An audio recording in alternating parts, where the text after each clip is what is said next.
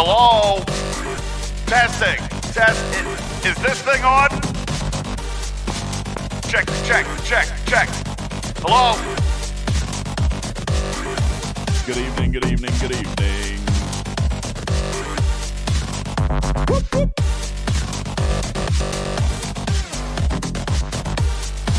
Thank you. What's going on, everybody? How are you? My name is Ultimate DJs. Welcome in to Talking Trek Live. This is Star Trek Fleet Command's official podcast. I would like to invite you in to have a seat, pour yourself a drink, light a cigar, and let's learn about the damage metric that is changing everything. And I'm gonna be able to come back here and say, I told y'all so. Yeah, we're gonna talk about Isolytic tonight. But first, we got to see who's hanging out in the Talking Trek server sound off. So you guys hit it in the chat for me. Wolfwood, what's going on? Vic Nice on 40. Thank you. What's up? Dr. Juby on 61. Noon Wessel on 29. Joker on server 16. Thank you, Shinzola on 153. And Dominus Prime on 53. Raj on server 9. Vic on 40. Scaly back with the Outback on 193. Hunter on 28. Jason on server 13. What's going on, my man? Wolfwood on 49. Daverick on 21. Jason on 44. Tarbitude on 70. Skawa on 22. Paulo on 34. Nowhere Man on server 14. Good evening. What's up, Contradiction? Engineer on 89. Striker on 49. Kirko 61. Kern and Striker all on 61. What's up, server 61? Ice Wolf on 24. Commander Monty on 41. Lesker on 130. DJ King Dot on server 76. What's going on? Silver Tab on 40. Bearbot on 24. Tony on 92. QWERTY on 45. Shadow Wolves on 37. Freelance on 17. Pong on 22. Betty Hills Ghost on 42. Woo! Ghost Rider on 63. Omicron on 8. Shaka When the Walls Fell on 70. Retrieving says server retrieving. Thank you. Retro Hunter on 61 and so many more. 136 additional messages in the Talking Trek server sound off, which is odd because there's only 180 of you in the live viewing audience. Thank you guys very much for being here. 180. Not bad. Not shabby. Not too shabby for it to be here late on a Thursday evening. Good evening to you one and all. How are you? My name is Ultimate DJs. This is Talking Trek Live, Star Trek Fleet Command's official podcast. A couple of extra special thank yous in the chat to Silver Tab, to K92, D-Lyle, McFocald, and Quartz. Thank you guys very much for engaging over on the Twitch side of the channel. Appreciate that so very much. And for all of you guys hanging out in Discord. For those of you listening in podcast form, we are fully aware that there is clearly something wrong with iOS and Discord. I have no idea, but it's been like a couple of weeks. Matters. I don't know what exactly is happening, but it seems like for like the last 3 weeks, iOS users I don't know either. iOS users on Discord have been totally rejected. Like they try to tune into the podcast on Discord, and it just they just are told no. Go away. That's what it is. I don't understand why that is, but that seems to be what's happening. Ice Wolf, thank you for the 5 gifted. Appreciate that so very much. Raj says, yeah, can't hear anything on iPhone. That's really disappointing. So if you do have an iOS device and you want to listen in Discord, unfortunately, the only way might be to pop on over to the Twitch. However, Android and PC are fine. So I have no idea why that would be. It's kind of ridiculous. But nonetheless, there we are. Good evening to you, one and all. Appreciate you guys being here. As we have done most typically so matters with our new format, we do have a commercial break that we're going to have to take here very quickly. Would like to say thank you again to King Gohan over on the Twitch side. Thank you very much. Tycon, thank you. On the Discord side, you guys have been amazing. Thank you guys so very much tonight. Silent Destroyer says, listen, actually, if you go into Discord and clear your cache, it might actually help you iOS users.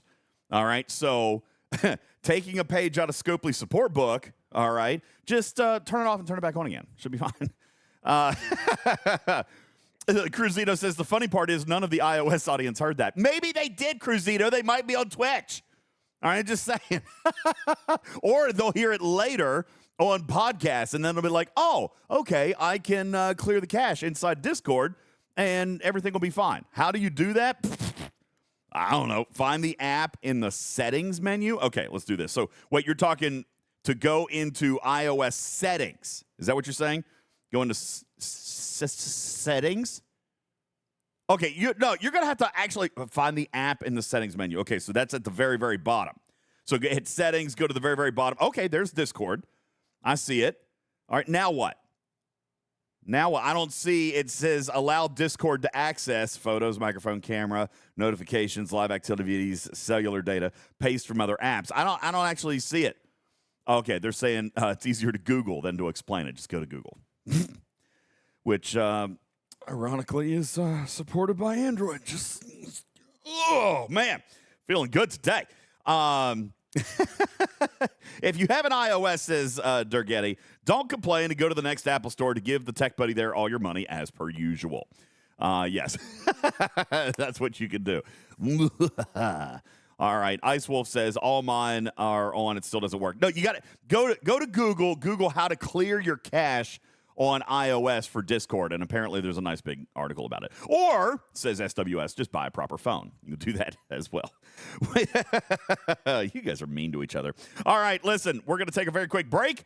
You like the hat? You like the hat? Q's pointing about my Talking Trek hat. The very nice embroidered one for those of you in the podcast audience. So listen, to get your very own embroidered denim dad cap, you can go to TalkingTrekSTFC.com and click on the little button that says merch. And the hats are there. And they're really nice. And actually, they're relatively affordable. Putz, I don't remember. Hold on. I'm actually going to go to the website now. Because I don't remember. I don't think they're that much. Are they like $25, $30 maybe? Hold on. I'm going to look right now. I think they're under 30. Let's see. I'm looking for the dad hat right now. Okay, hang on. Catalog. Oh, I still have Christmas stuff up there. Okay, should probably take a look at that. Okay, catalog. Here we go. $29.99 for the hats. That's not that bad, actually. Oh, wait. Yeah, that's it right there. Right there's the exact one. This is the exact one. Here, I'm going to pull it up on this. Whoops, I just blew it up. There you go. This is the exact one for those of you who are curious on screen. And if you're in Discord, then I'll put this into the screenshot. Look at this amazing model that's wearing my merchandise. Paid dearly for that. But that's the cap right there. And I'll put this link in the graphics room. If you guys want to go and buy yourself a dad hat, go get it. Okay, it's very good looking, and that's what I'm wearing tonight. I'm wearing my own merch because that's how you self-promote. Thank you. This is Stryker. Thank you. Engineer. Thank you. Appreciate you guys so very much. I hope you guys like the hat. It's a very nice hat. So, all right, here's what we're going to do. Wait, 100% old DJ's jeans? Yes. Yes, that's a thing. Captain's Log, what's up? Okay. Oh, yeah, we got to take a break. Tabby Moza, behave yourself. We're going to take a break. I've got stupid news to deliver. I worked on it very, very hard. I have a great stupid news for you, and I'm super, super pumped about delivering that to you tonight. So we're going to do that. We're going to deliver the stupid news, and we're going to get into our teaching tonight on isolytic damage. My name is Ultimate DJs. Thank you for tuning in to Talking Trek Live, Star Trek Fleet Command's official podcast. We will return on Twitch right after these words. And for those of you in podcast, it is indeed time for your... Where's the button? Oh, there it is. Your stupid news. Stupid news. Got it. Oh, no. News. Yeah, got it.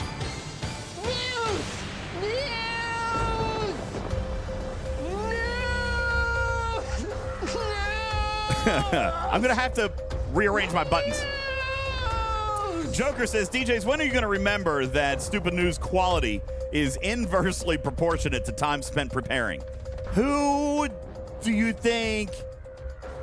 Let me rephrase my question. How long do you think I prepared for it? Because I kind of feel like it's a pretty good one. Shall you be the judge? Let us see. All right. Let's see what happened this past week. Yuri Berliner. You guys know who Yuri Berliner is. That was the veteran editor and reporter for National Public Radio, NPR, who was suspended without pay after publishing a lengthy essay denouncing the outlet's political biases. He has recently resigned. That's right, Joker. He quit yesterday. He resigned. He now says he's going to go somewhere to work, somewhere much more reputable and with less bias, as he entertains offers from CNN and Fox News. I wish I was actually making that up. No. That's real. Yep. During a recent Q&A, Hollywood producer Carol Baum. Did you guys hear about this?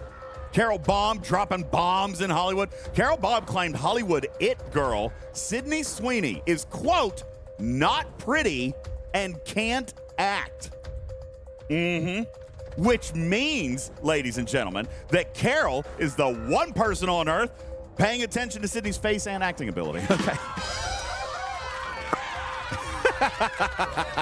I'm joking. A pretty face and acting talent has nothing to do with Sydney's rise to fame. There's really only two big reasons.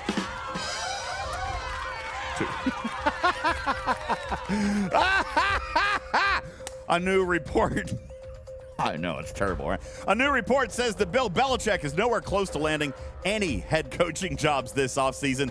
Things are looking so dire for Bill Belichick that he'd actually have to consider coaching the Jets.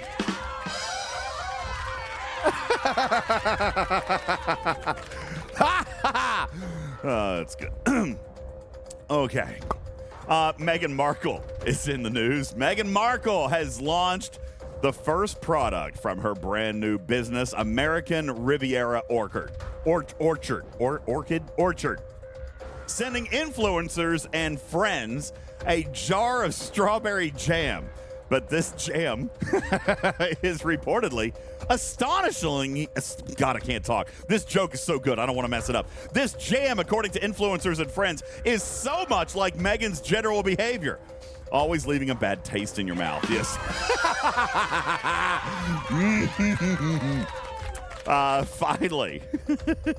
Finally, in a very PG-13, possibly rated R joke, children, close your ears. In a new interview, ex-PGA Tour star Mark Lai suggested that Tiger Woods' alleged PED use has been known for years throughout the sport.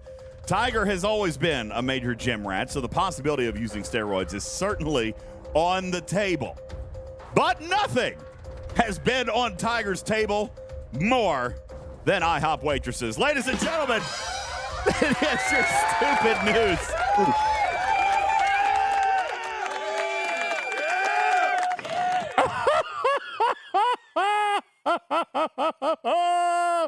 Oh, all right. Now, let me just ask in chat, scale of 1 to 10. News tonight? Because I felt like it was.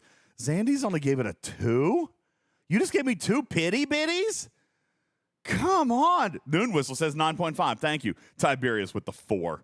Get out of here, man. Only the 4? Come on. There was dirty jokes and there were sports jokes. Come on. It was a solid 8. Thank you. It was a good one. Thank you, Matt. Matters, I appreciate it, Matt. I'm just going to call you Matt for short because I'm too lazy to say Matters. The Tiger Shorten joke. it even more. That's fine. The Tiger joke put it over the top. Just like he is. Oh, yes. There we go. There's another one, everybody. All right. Jorg says for Europeans, the whole news was just, you guys have golf. You might not know what IHOP is, but you have golf, okay? And everybody knows who Bill Belichick is. Okay, anyway. Sherlock Holmes says minus 2 points for misogyny. Listen, she's a beautiful, beautiful woman, okay? And I am glad that she got her fair shake in Hollywood. That's good. York says we have mini golf. You have real golf. You have real golf. Dirk Getty says, no, we don't. All right. Guys, appreciate you guys all being here. Good evening to you. And Honey says, I thought it was Waffle House and not IHOP That's how well that joke stayed with me. Wait, was it Waffle House? I wrote it, so I might have gotten the establishment wrong. Did she work at Did she work at Waffle House? It's definitely Waffle House. Oh, damn it. Waffle House. Oh, no, I messed it all up.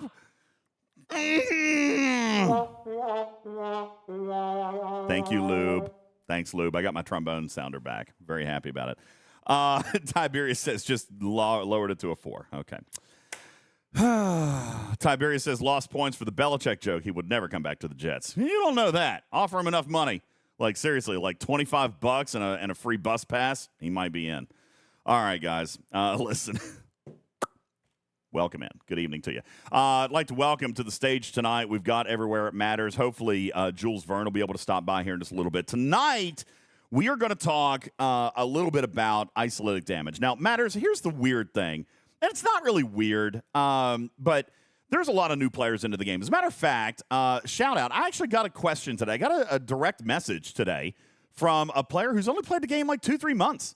And they're going back through and listening and watching a lot of stuff. And they're like, I'm not able to do a lot of this stuff yet, but there's a lot in the game. This player is so new that they were too low of a level this past month. Hold on, let me see if I can find this message here real quick. They were too low of a level this past month. Yeah, here it is, Server 704. Can I get a shout out to Server 704? What's up, Server 704?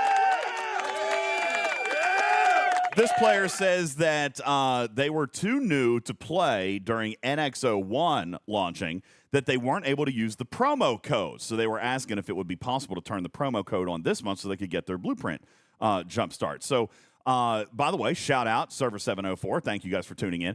I thought that it might be interesting to, teach something, which is what we used to do years and years ago. And I got to thinking, what is relevant in the game right now? Okay, what is kind of crazy or new or something that maybe some of us have taken for granted that newer players might be really, really messed up on, okay? And I thought that given that there's all these events and everything going on in the event in the game right now matters surrounding isolytic damage and how many different places that comes from now. I thought it might be an interesting idea to talk a little bit about isolytic damage and the multiple different ways that we can get it. Because, listen, it used to just be artifacts. Like, that was the only way. But now you got officers, then there's research, and there's new other artifacts now, and there's combinations, and there's ship abilities, and all this stuff. And then now you've got isolytic defense working its way in. Now you've got hostiles that are throwing isolytic damage and have isolytic defense. Like, isolytic is really kind of freaking new, Matters. I mean, when you think about it, it's less than a year old in the game, but where does it come from? And I could count off on 2 hands, Matters, in the last 72 hours how many people have asked me, how do you calculate, or where does my isolytic come from? Like, I think people still are kind of curious on how it relates to normal damage. Because some people, Matters, might say, well, I don't care about normal damage. I'm just trying to get isolytic. So we might say, hey, try Hull Breach or try Hue or try to get big crits. And they're like, no, I don't need that. I need isolytic. Yeah, that's right.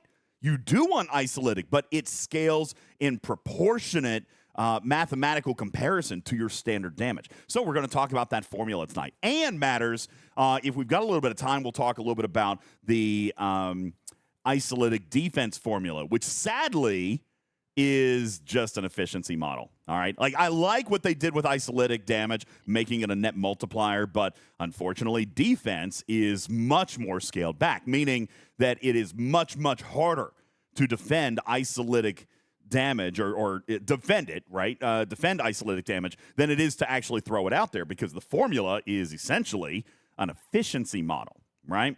So we're going to talk a little bit about that. Juby says, yo, DJ, have you actually calculated how much in taxes you owe?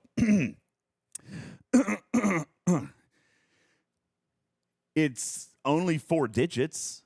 If we can, not quite 5 digits. Do you really want to know, Juby? My taxes were like $8,400. Paulo's ouch, yeah, is like, yeah, but you know, I am also one of those. I'm one of those weirdos who don't believe in giving the government an interest-free loan. Right?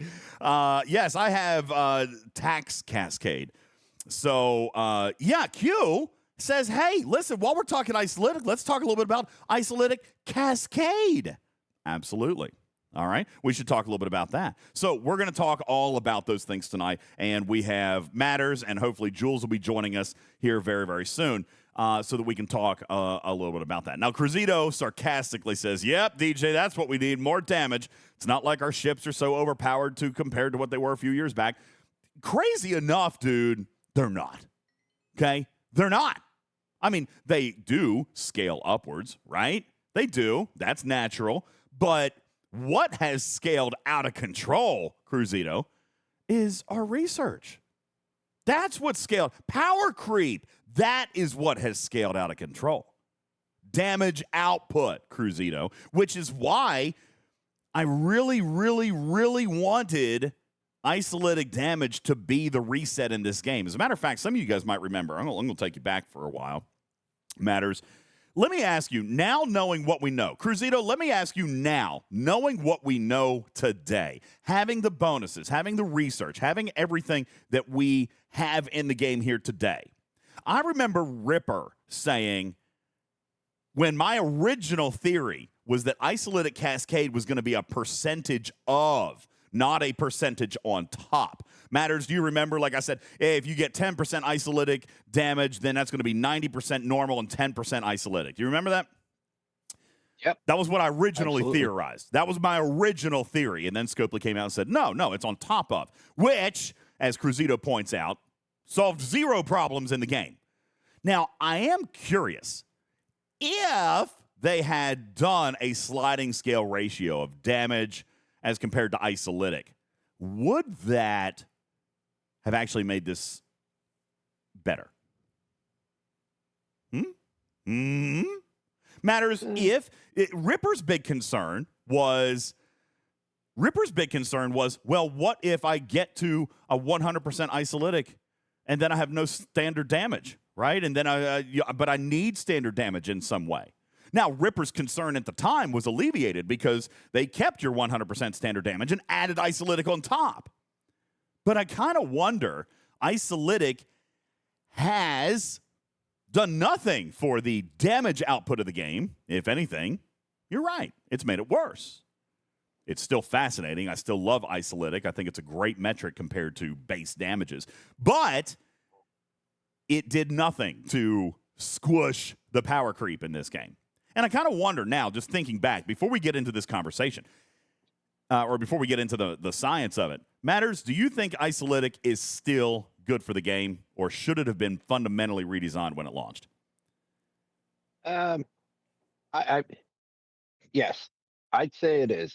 I mean, it does add on to the power and everything, but the way that the isolytic defense is calculated, because it's an efficiency, that's going to creep up and up and up and up slowly and never go down.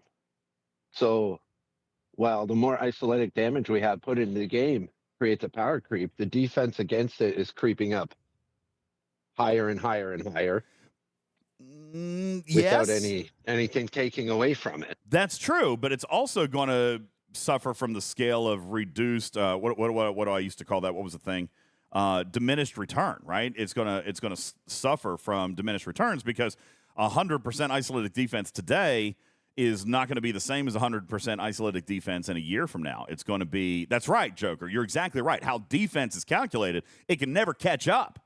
Like you would have to do, 350 or 500% isolytic defense to equal a 50% isolytic offense, and probably not even that. It's probably less than that. So. Right, but I at kind the of same time, the like 100% or whatever isolytic defense is going to make everybody else's who you're fighting, all of their 100% isolytic damage increase that much lower. Yeah. No matter how big they are, no matter how small they are, it's no longer measuring your piercing versus my defense stats to hit the maximum or hit the floor, it will always be, if you get it up high enough, you'll always get an 80% reduction in the isolatic damage. So you always get a flat percentage reduction no matter who you're fighting. And eventually that'll get up high enough to where it's 90, 95%. So you really think that it'll ever someone who outweigh gets you really think that it'll ever outweigh that stuff? Well, okay, DJ. eventually. Okay, mathematically, with the reduction rate, I mean, you would have to get it to something like 10,000%, Right. in order to get it to down to like an effective 5%, like 95% reduction. Yeah.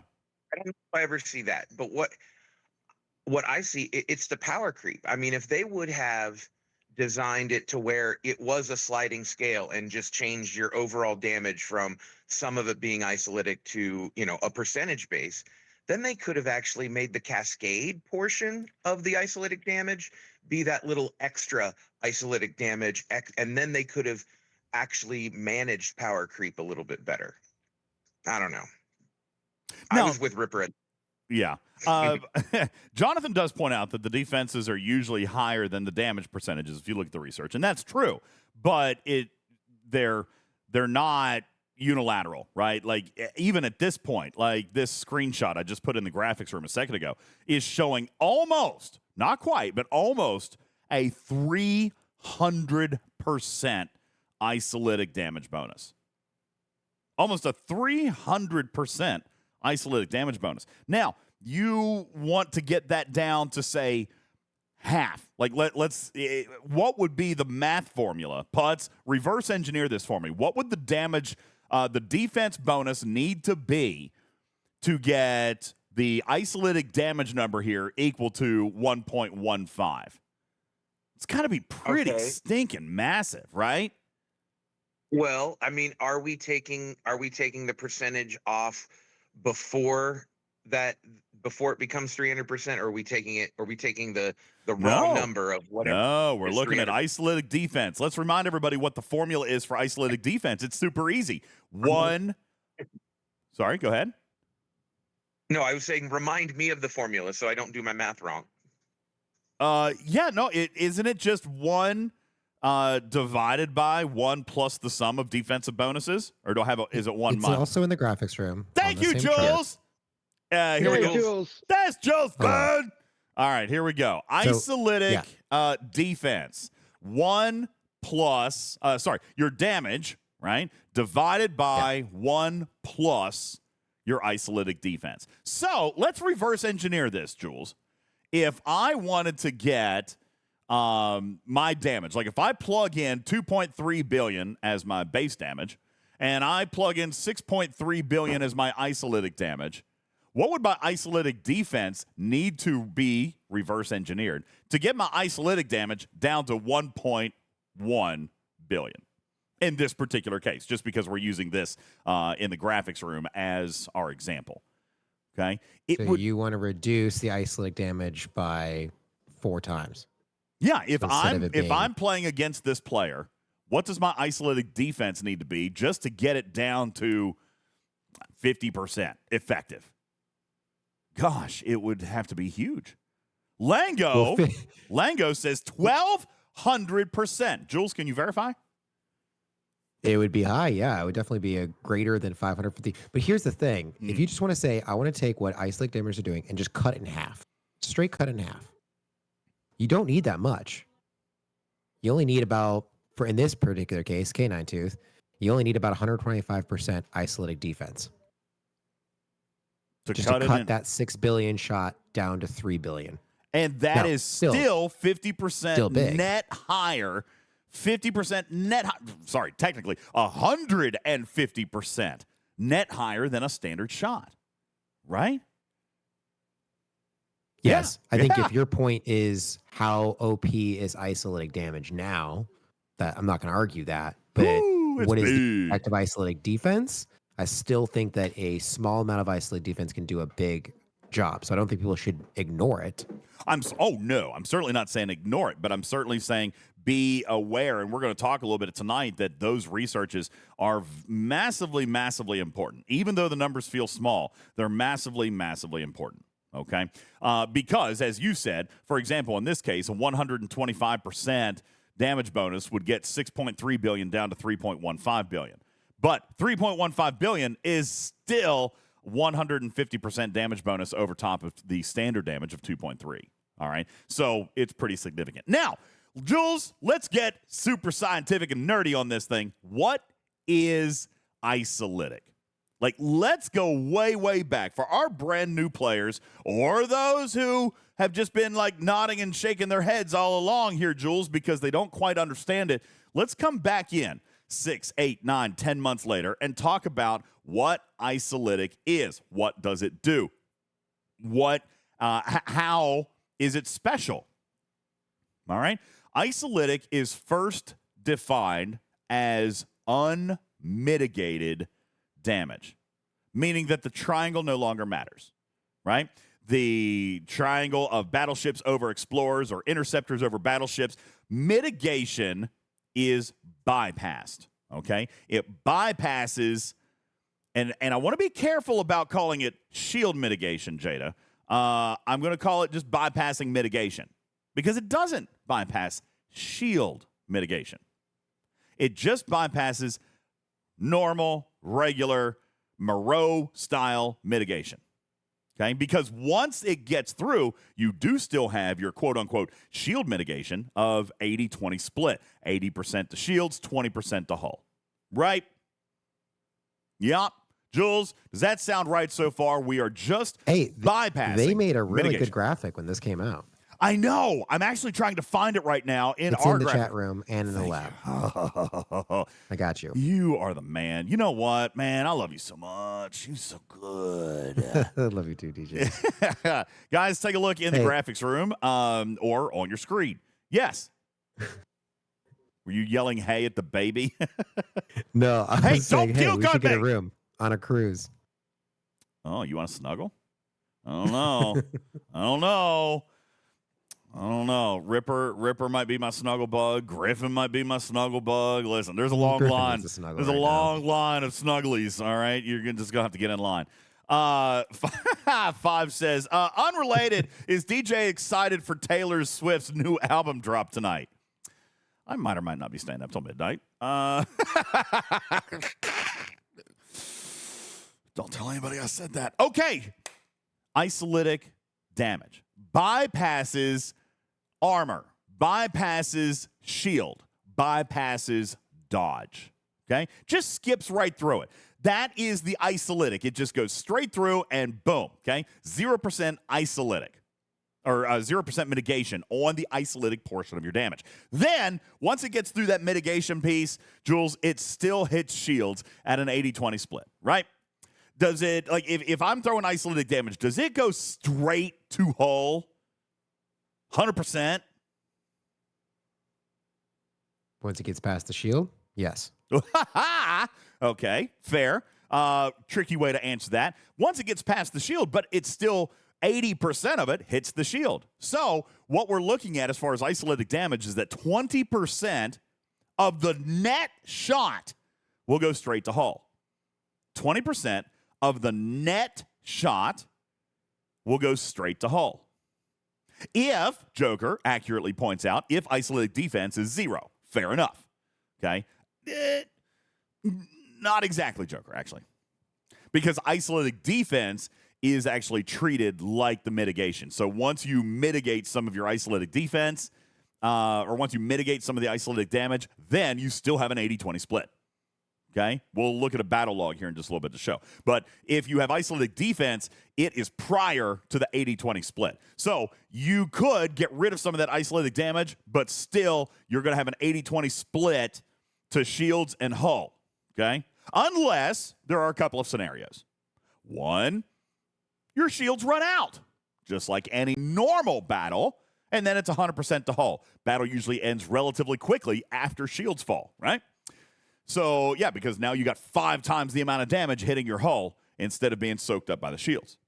Or the other scenario, perhaps, if you're fighting Zindi, for example, who don't have shields. What else in the game doesn't have shields? Just throwing it out there. It's a very old target. No one even hits him anymore as far as I'm aware. Maybe younger players. That's right, Swarm. Swarm, yep. All right, Swarm don't have shields, okay? Very, very old target. Only really probably newer players or let's say G4 and down probably still hit Swarm at all. And G4, I don't even know if G4 still hit them, do they? You guys still hit G4 still hits Swarm, or are you just doing freebooters now? I can't imagine anybody still hits Swarm. If you can hit freebooters. Just Swarm Sunday. Yeah, of course, Swarm Sunday. Okay. Yeah, most of you saying freebooters, all right? Yeah, Swarm Sunday gives you the con shards. You're absolutely right, Otter. So, yeah, just on Sundays. Okay. All right. Fair enough. That being said, isolytic damage is a very, you could call it OP. Okay. You can call it OP. But it is a very potent form of damage. Hey, Spartan. Thank you. Spartan boosting our server with a nitro boost. Man, thank you. That's cool. Thank you. Very nice of you. So, isolytic damage, going through, just cutting through the mitigation, and then landing on your shields and hull, which, let's not pretend, in a normal PvP battle, what do you think your piercing is anyway? It's probably not high if you're losing. It's probably really high if you're winning. It's one of those things that really stack up significantly different depending on who you're PvPing. I would say, what's the highest PvP mitigation you've ever seen? Probably still 71.9%. What's the lowest PvP mitigation I've ever seen? Probably around 16%, Jules. Maybe 15%. Sound about right? Ballpark? So if that's the amount of damage that would get mitigated, then isolytic just goes straight through. So where do we get isolytic damage from? All right, we will come back and talk about defense, but where does isolytic damage come from? Well, let's take a look inside our game. It used to just be one spot, Jules. The first place that isolytic actually showed up is indeed accurately, Dr. Juby, from fairy dust. Okay? Fairy dust. It's a magical little thing that just drops little random shards of isolytic artifacts on you. Okay? As a matter of fact, if you click on your artifact gallery in the game, you've even got a little sorter bar up here at the top, a little filter bar that will allow you to click on the word isolytic. All right? And isolytic will actually show you a number of artifacts that were introduced in the Voyager loop, which, when was that? October? No, it's got to be longer than that now, wasn't it? When did Voyager come out? Was it last summer? Gosh, I don't even remember. It was definitely last summer. Last summer, I think it was more like July or July, June. August, something like that. Joker says August. Matter says July. Yeah, it was last summer. Okay. Yeah, Dave says 10 months. Benny Hill says July. Dave Hart says long ago. All right. In the Voyager arc, there were these artifacts that popped up, and I'm going to show you a couple of these. Picard's Resican flute. Okay, that's a rare artifact. You had, actually, the three, I believe, most common artifacts were the ones that you got very heavily out of the Voyager loop, which was the Vidian Organ Harvester, the Blade of Takan, and Captain Proton's Blaster. These were ship-specific, ship-type-specific artifacts that provided isolytic damage boost if you had a state on the ship. So if you had morale, if you had hull breach, if you had burning, etc. Okay? But there were some others that were a little bit more generic, like Borg Queen's Remains, which, until very, very recently, and still are very tightly controlled, was a pay-only artifact. Now, they have made some of these shards available here as of late over the last 3 to 4 months, but still primarily in leaderboards and probably spender style of events, like Armada spend events and things like that. Okay? So you've got a handful of those. You also have... that one's defense. I'm trying to remember. Riker's Trombone, isolytic damage against a ship type. Mbenga's Crown. And is it the Oath coin? No, that's defense. Trying to remember which was the other. Here it is, the Catan Telescope. Okay, isolytic damage against Interceptor. So these artifacts, Jules, were earned and are maybe a little slower in the game. They come from the Voyager loop. The uncommons are very, very good. Okay, I think anybody engaging with the Voyager loop has made very significant progress on the uncommon isolytic artifacts. But the rares and epics, the epics have kind of been spend only for the most part. And the rares have been a little bit slower. As a matter of fact, Jules, I think you've got one pretty handy for me, which is your Google spreadsheet on isolytic, on the isolytic artifact sourcing. All right, and I'm going to remind you guys where this stuff comes from. Okay, this is, and I'll put this link into the graphics room for those of you in podcast, because this is a great little reference tool for where all this stuff can actually come from. We're going to take a look at. Let's see. This is the calculator. Where's the? I included just a couple of snapshots of. Oh, okay. I was looking for the just lists. Where's that thing that that you and Blue made that showed all the armadas where this stuff came from? Oh, that's the artifact chart. I can find that for you. Okay. Yeah, so we got two different artifact spreadsheets here that we can give you. One of them is a calculator, which is actually super great. Really, in if you just wanted to look at the ISO calculator, this is the source of all our isolytic artifacts in the entire game. Okay, this is everything. If you wanted a single sheet to see where all this stuff comes from, then you could find it, because these are the individual game elements where it comes from. Where can you source those artifacts, though, is in a separate spreadsheet, which Jules will throw into the graphics room. Do you have graphics room privileges? You do, right? No. Oh. Whoopsies. All right, I'll fix that. I'll fix that later. Whoopsie. Oops, my bad. I'll fix that. I'll fix that a little bit later, because it'd be really nice for you to be able to punch that stuff in there while we're talking. But formation armadas, specifically, the Voyager loop, specifically, okay? Lots of different ways where we can get that. As a matter of fact, we take a look on our screen here and on the artifact sourcing button of this second spreadsheet, you'll see all the artifacts. But most of these right here at the top, these are your generic non-isolytics. Okay, you come on down and you'll see the isolytic sourcing, which still do come from formation armadas, but only the rare ones, which are much harder to start, much slower to accumulate those directives. But that's why they're that much more valuable, okay? And again, I do point out, formation armadas, Jules, were deceptive from the start, okay? It's not a target where you necessarily want to hit the biggest target that you can, right? Right. It's not necessarily true. What you want to do with formation armadas in general, uncommon and rare, is that you want to target a specific formata. People in my alliance do, still to this day, think it's a little bit weird, Jules, when I go start a level 31 formation armada. Right? Jonathan Ingram. That is weird. Jonathan Ingram says, I focus on 40s. Level 40. He's an op 67, but he does level 40 uncommon, level 40 uncommon formation armadas. Why?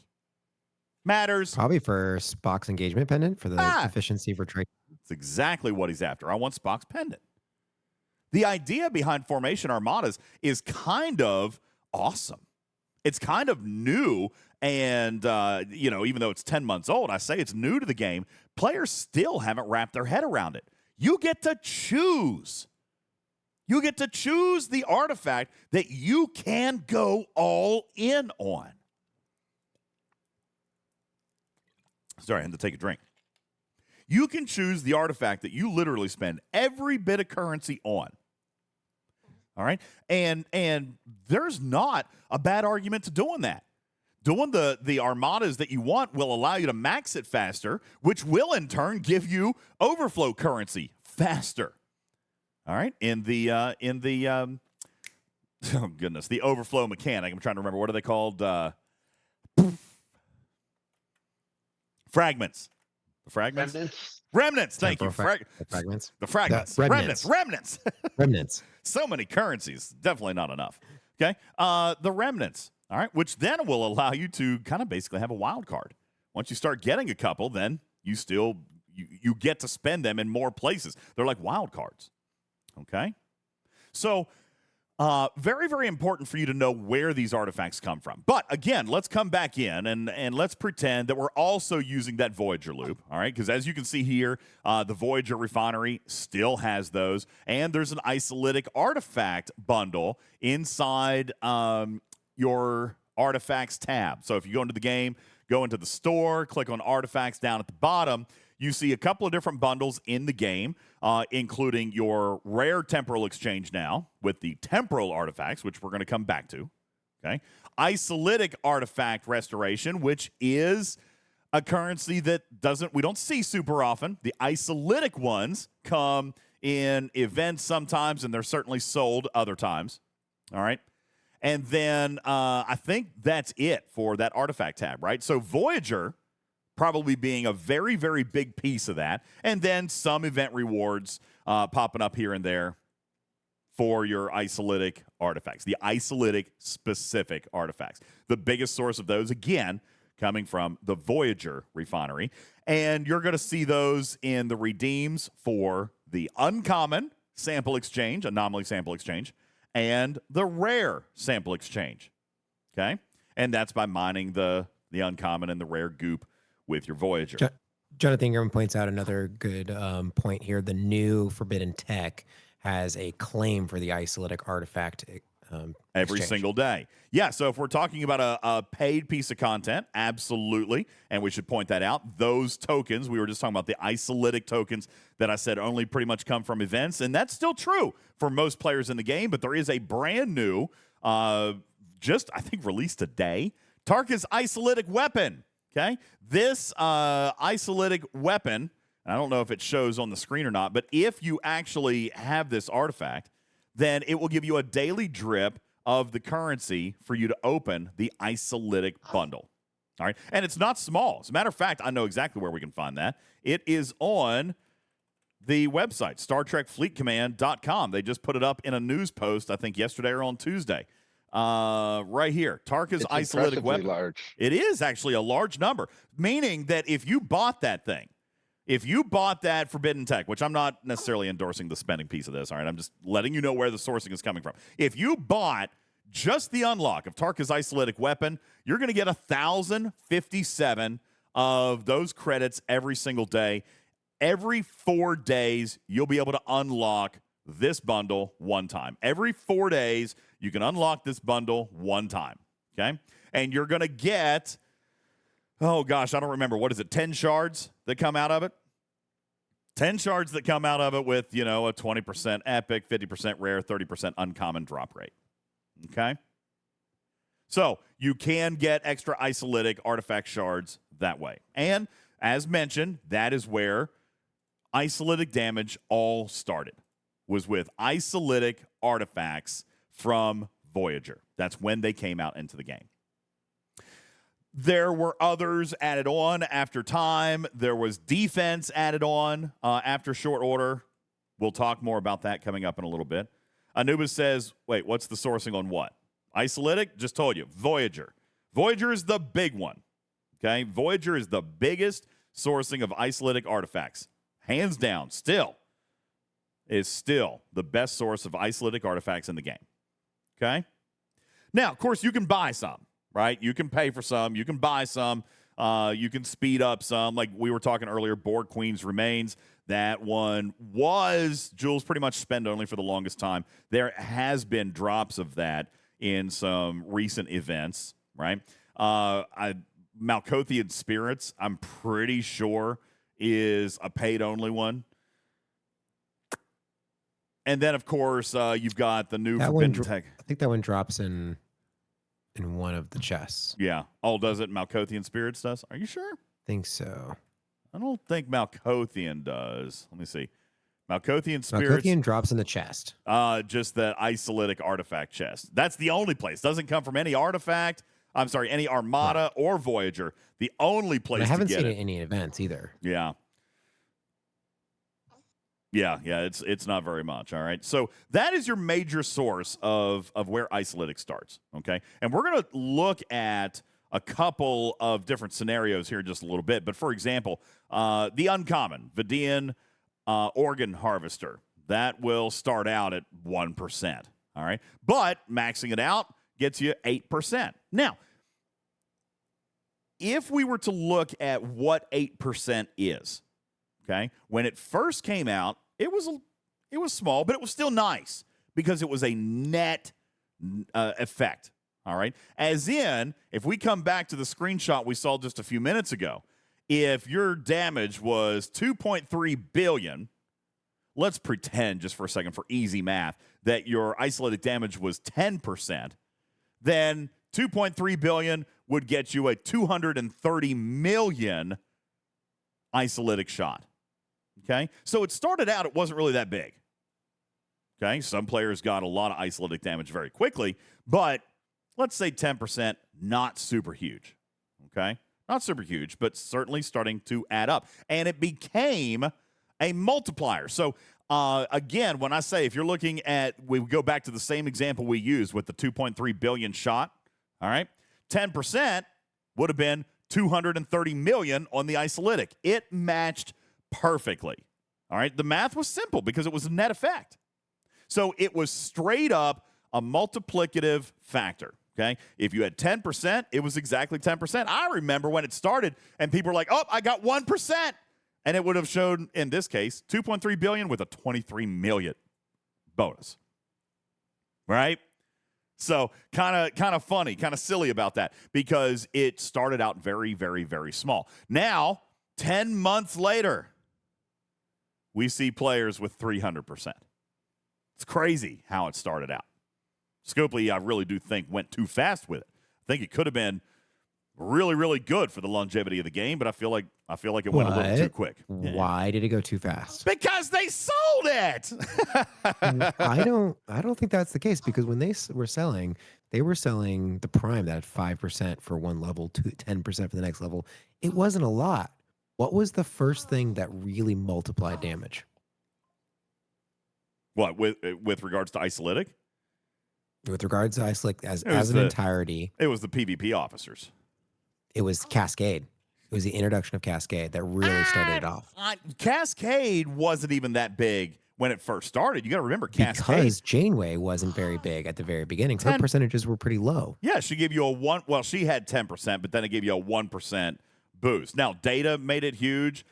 Data's the MVP. Sure, Data definitely helped a lot, but then, I mean, there was a lot. There's a lot of isolytic. That's why I felt it was important for us to talk about, because it's not just from a couple of places anymore. Isolytic is everywhere. So we're going to talk about Data, Juby. Thank you. We're going to talk about Freeman. We're going to talk about Janeway. Okay? We'll talk about all those. But the artifacts, that's where it all began, and we were talking very, very small percentages. Okay? And we will talk about Cascade shortly. But where else can we get isolytic? So we talked about the artifacts. Eventually, other sources of isolytic came into the game. Let's talk about officers next, right? Let's talk about what officers in the game provide you any form of isolytic ability. We'll start with the one you guys just mentioned. The very first officer that did would have been Captain Catherine Janeway from the USS Voyager. She was the first officer in the game that had anything to do with Cascade, all right, or with isolytic, okay? She came out, and her officer ability was increasing isolytic Cascade by 15, well, at Tier 1, I think it was 10% against non-player hostiles and armadas. Now, we're going to talk about Cascade and how it's different, but the first thing to know about Janeway is that at Tier 1, she is a 10% boost, and even though it says Cascade, she is still 10% added to your isolytic. So if you had 8% off of the Vidian Organ Harvester, then you got 18% from a Tier 1 Janeway. It's pretty significant, right? I mean, that was big. I remember when Janeway came out, everybody was talking about her, okay? Dude, I am so thirsty. I have no idea why. It could be the fact that it's like 97 degrees in the studio. Starting to warm up outside.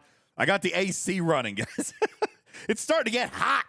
Okay, so Catherine Janeway, 10% at Tier 1. And what we learned from her was the formula for Cascade, which is a multiplicative and additive formula. meaning we'll come back to Cascade in a moment, but just keep that feather right in your hat. But long story short, she provided you an extra 10%. So on top of all your artifacts, you then had Janeway providing you an extra 10%. Okay? So what came next? Jules, what was after Janeway? I believe it might have been 7 of 9. But 7 of 9 was PvP. She was the first PvP one. Yeah. Yep. But she had a similar ramp up as Janeway, so she only maxed out at 50%. Mm-hmm. Yep. You had 7 of 9 who did PvP isolytic. Let's see. Chakotay? No, I don't think he did. Nope, he was crit chance. Isolytic. Yeah, not isolytic. I think the next one was the lower deckers, so Freeman, Ransom, Billups, Shax. Yeah, those were PvP. That's right. That's right. Your lower deck PvPers. Then we had Picard, the NT series. So we had Picard and NT Data. NT Picard, increasing isolytic Cascade, which again we'll talk about. Isolytic damage by 5% at tier 2. I think he's 3% at tier 1. For 3 rounds, each time you hit a non-Armada hostile per weapon, and it does indeed stack. All right, so it's actually pretty daggone good. So you had NE Picard. Now, the one that the chat is screaming about, NE Data, probably one of the most valuable officers released into the game in the last 2 years. As an officer, increasing isolytic Cascade, isolytic damage at max, because I definitely spent to max him, 40%. Versus non-Armada hostiles. And as Jules mentioned a moment ago, Cascade being a very, very big deal. And as Matters points out in the chat, Data was the first rare officer that offered isolytic damage. All right, as you can see, 40%, not small. Okay. Well, so let me just ask a question to you. Why was Data so good? Because between tier 1 and tier 4, he matches exactly what Janeway was, but Janeway's already been released. So why is Data so good? Well, he synergized with a loot officer, but he also was able to be maxed. Sourcing was phenomenal. Exactly. Sourcing was He phenomenal. was Yeah, he was great. You could max him with an event store. Mimi says no limit packs, which if you're spending, that's fine. But he was a rare, so the event store made it possible to max that officer. Okay. So he immediately became better than Janeway because almost everybody was able to get him to a higher tier than Janeway. Oh, for sure. You look, even my Janeway is only tier 2. The other night, Blue was like, I think it's reasonable to assume everybody's got a tier 3 Janeway by now. I'm like, not me. No, mine's still tier 2 and a long way from 3. All right, like I'm barely halfway to 3. So mine is tier 2. All right, we're chugging along. Now, K92 says, until Janeway is maxed, but I mean, that's an epic. It's going to take a long time. The sourcing for Data is still better. Even if you haven't maxed him in an event store, he is still better than Janeway as far as sourcing goes. All right? So, you're right, Data. And then our most recent add-on is Nurse Chapel. Okay? Nurse Chapel for isolytic. Let me find where my Strange New Worlds cat's at. I know I'm looking right over them. Here we go. Strange New Worlds Chapel, whom I have not unlocked. And her isolytic ability comes in the lower deck, which is great. Great. She is arguably better than Data. Why do you think I would say that, Jules? Because she is a lower decker and works with any crew. That's right. She doesn't take up a bridge spot. She goes below decks and will give you the same bonus as Data. Now, Paulo says, not quite DJ, the same bonus. She takes a little bit longer to ramp up, so she starts lower, but at max they're the same. At max they're the same. Now, Paulo says, DJ, no one free to play is going to unlock her. Fake news. False information. All right? Because you might not get her in month 1. Okay? But she will be an event store officer. Oopsies, leaks. I mean, come on. There's no event store this month, but she will be in an event store. Like you can all but guarantee that. Oh wow, Beck just pops up. Beck, I said nothing. Why do you pop up at the time like that? Right then. Because leaks. Right. Leaks is like her bat signal. I did not. I was kidding. It was sarcastic. It was sarcastic with the word leaks. I was totally joking. All right. But it stands to reason, guys. There's no event store this month. That's right, Matters. Because there's no event store this month, you know she'll be in an event store. That's it. You know she's coming in an event store because she's not in an event store now. Now, Bud Knight says limit 10. They have never done that. As a matter of fact, the only time they've ever done limits is for previous ARC officers when they bring them in. That's the only time. When the ARC ending event store, that's when you have a chance to finish these things off. All right? Now, I'm not saying it's going to cost some loot. Heck, it might cost all your loot. How many of you guys spent all your loot on NE data? I spent all my loot on NE data. Worth it. Okay? 1,000%. Now, Brislinger Wolf says Scopely will not put her in an event store now just to spite DJs. Possibly. All right? If they did, it would be the first time ever, and I shan't stand for it. Yes, I use the word shan't. I think that's actually a word. That is an actual word, I'm pretty sure, right? I think it is. I shan't. Thank you, Joker. Too close to shart. Verifying my old English. All right.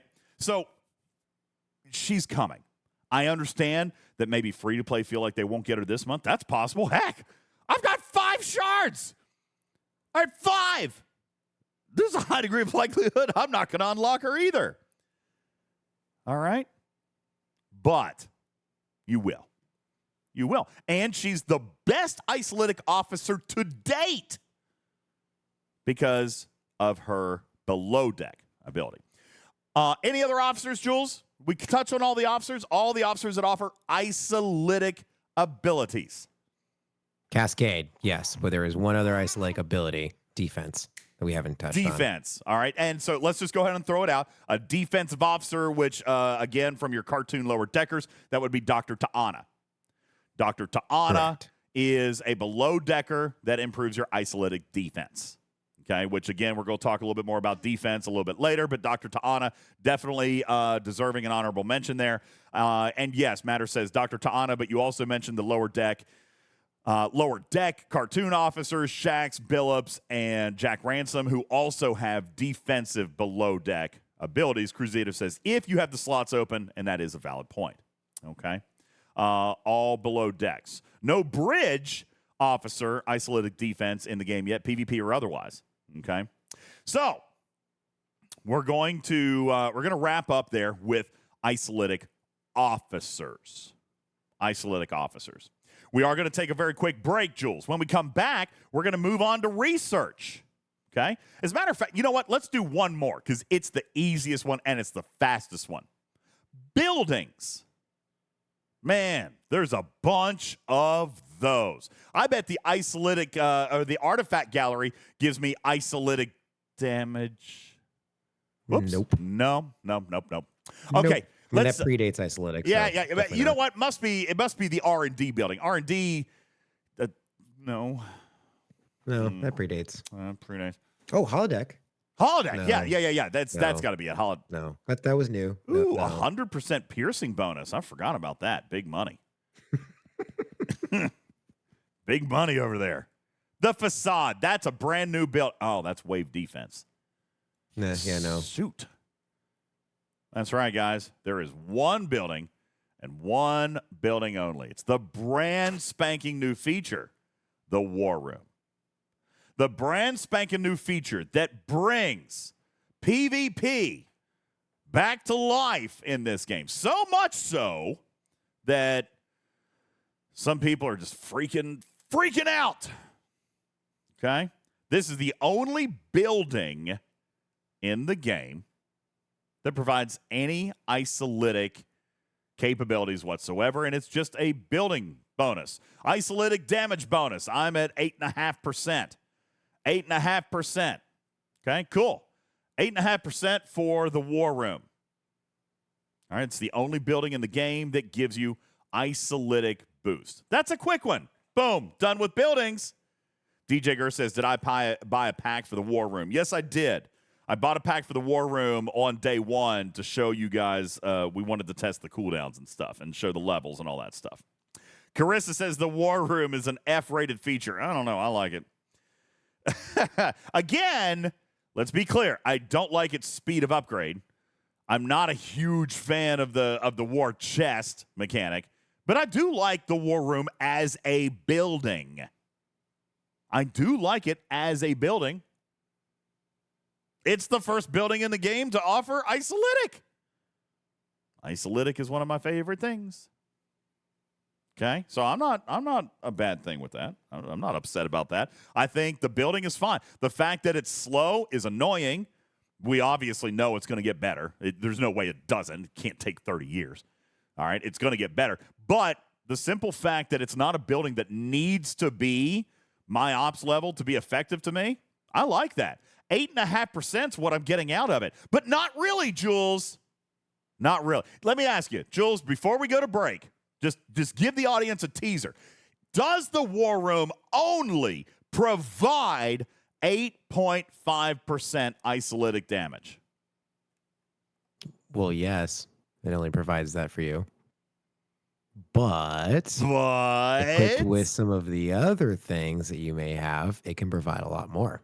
That's right. How do we amplify the War Room? We will tell you on the other side of this break. And yes, we do have to take a break. I'm over my time. We are going to take this very short commercial break to give kudos to our sponsors. Thank you guys so very, very much for sponsoring our show. And we will send everybody to that same break. And I do have silly commercials for you tonight because I'm trying to get back into the fun piece of our podcast, which is the comedy sketches and the silly commercials and the funny songs. And so we're going to do all of that. And we'll be back right after this break on the other side of these messages. My name is Ultimate DJs. This is Talking Trek Live, Star Trek Fleet Command's official podcast. We return right after these words. Scotty, we'll need everything you have. Warp speed is nice.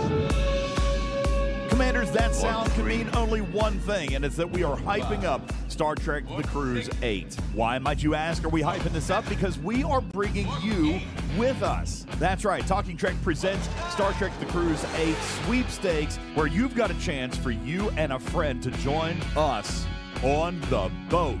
Support the channel however you would like, through Patreon, through Twitch, and even by sending simple postcards. The official rules are available on our website at TalkingTrekSTFC.com, also on our Discord, and in our Twitch chat. Hurry and get your entries into the contest right now. There are no limits and no purchase is necessary. You want to go cruising with myself, Griffin, Wardod, and so many more? Then enter now for your chance to win for you and a friend to cruise Royal Caribbean for Star Trek The Cruise 8, where we will be celebrating 30 years of Voyager. That's right, it's the 30th anniversary. Find the official rules and get entered today. Today's show brought to you in part by the Musgrove Trial Firm in Georgia. Have you suffered personal injury in Georgia? You need a buddy. Give Buddy at the Musgrove Trial Firm a call, 678-226-1994. Visit them online at musgrovetrialfirm.com. Portion of the show brought to you by crazybunch.org. Do you suffer from pixel fatigue? Well, we've got a gummy for that. Surtail has the answers for your health and wellness needs, especially when gaming. A gummy for blue light protection and eye health, an energy gummy, or how about a relaxation gummy to help you chill after Wardod kills all your miners? Surtail is an independent distributor of all the aerial products you'll need to improve your gaming experience. Message Surtail on Discord or go to crazybunch.org. Yo, what's up, Commanders? Great news about PvPtarget.com. You've known for a while that it exists and has some great reference tools regarding PvP banding and common crew loadouts, but they've recently launched brand new tools on the site, including a brand new cargo calculator page as well. This isn't your typical max cargo style calculator, but a brand new, unique tool that identifies the timer until you go over cargo. The game timer might tell you how long to zero the node, but how long until your miner is at risk? You can find out now by using the brand spanking new cargo calculator at PvPtarget.com. This program is made possible in part by a grant from Not Very Hungry Man Dinners, the frozen entrees with wimpy-sized portions that frankly aren't very appetizing. And now, great moments in presidential history. Ask not what your country can do for you. Ask what you can do for your country. Mr. Gorbachev, tear down this wall. Elect me. I'm in the 20th century. 21st century, not back then. Elect me. I'm in the 20th century. Hey, this is Big Vinny. I'm here to offer my services to the city that never sleeps. Except for those who sleep with the fishes, of course. I hear you're looking for some help with your so-called rat problem. I'm an expert at rat removal, which I've been doing for people in the garbage and recycling industry for over 35 years. Yeah, that's right. Looks like you're having some issues with these rats. Breeding? These things might be getting some action, but with me on the scene, they'll be getting whacked, okay? And my disposal methods are scientifically proven. Don't believe me? Just take a walk in a good old big snifferoo around the East River, okay? So if you want your rats gone, give me a call. Big Vinny, Rat Exterminator Extraordinaire. Or according to the IRS, Vermin Removal Incorporated.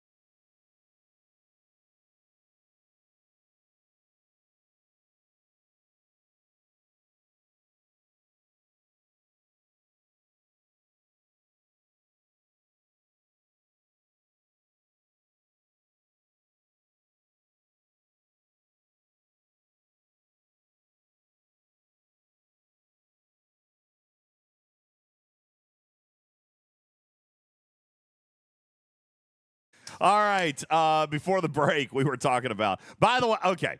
I can see. During the break is when I get a chance to read up on chat a little bit. By the way,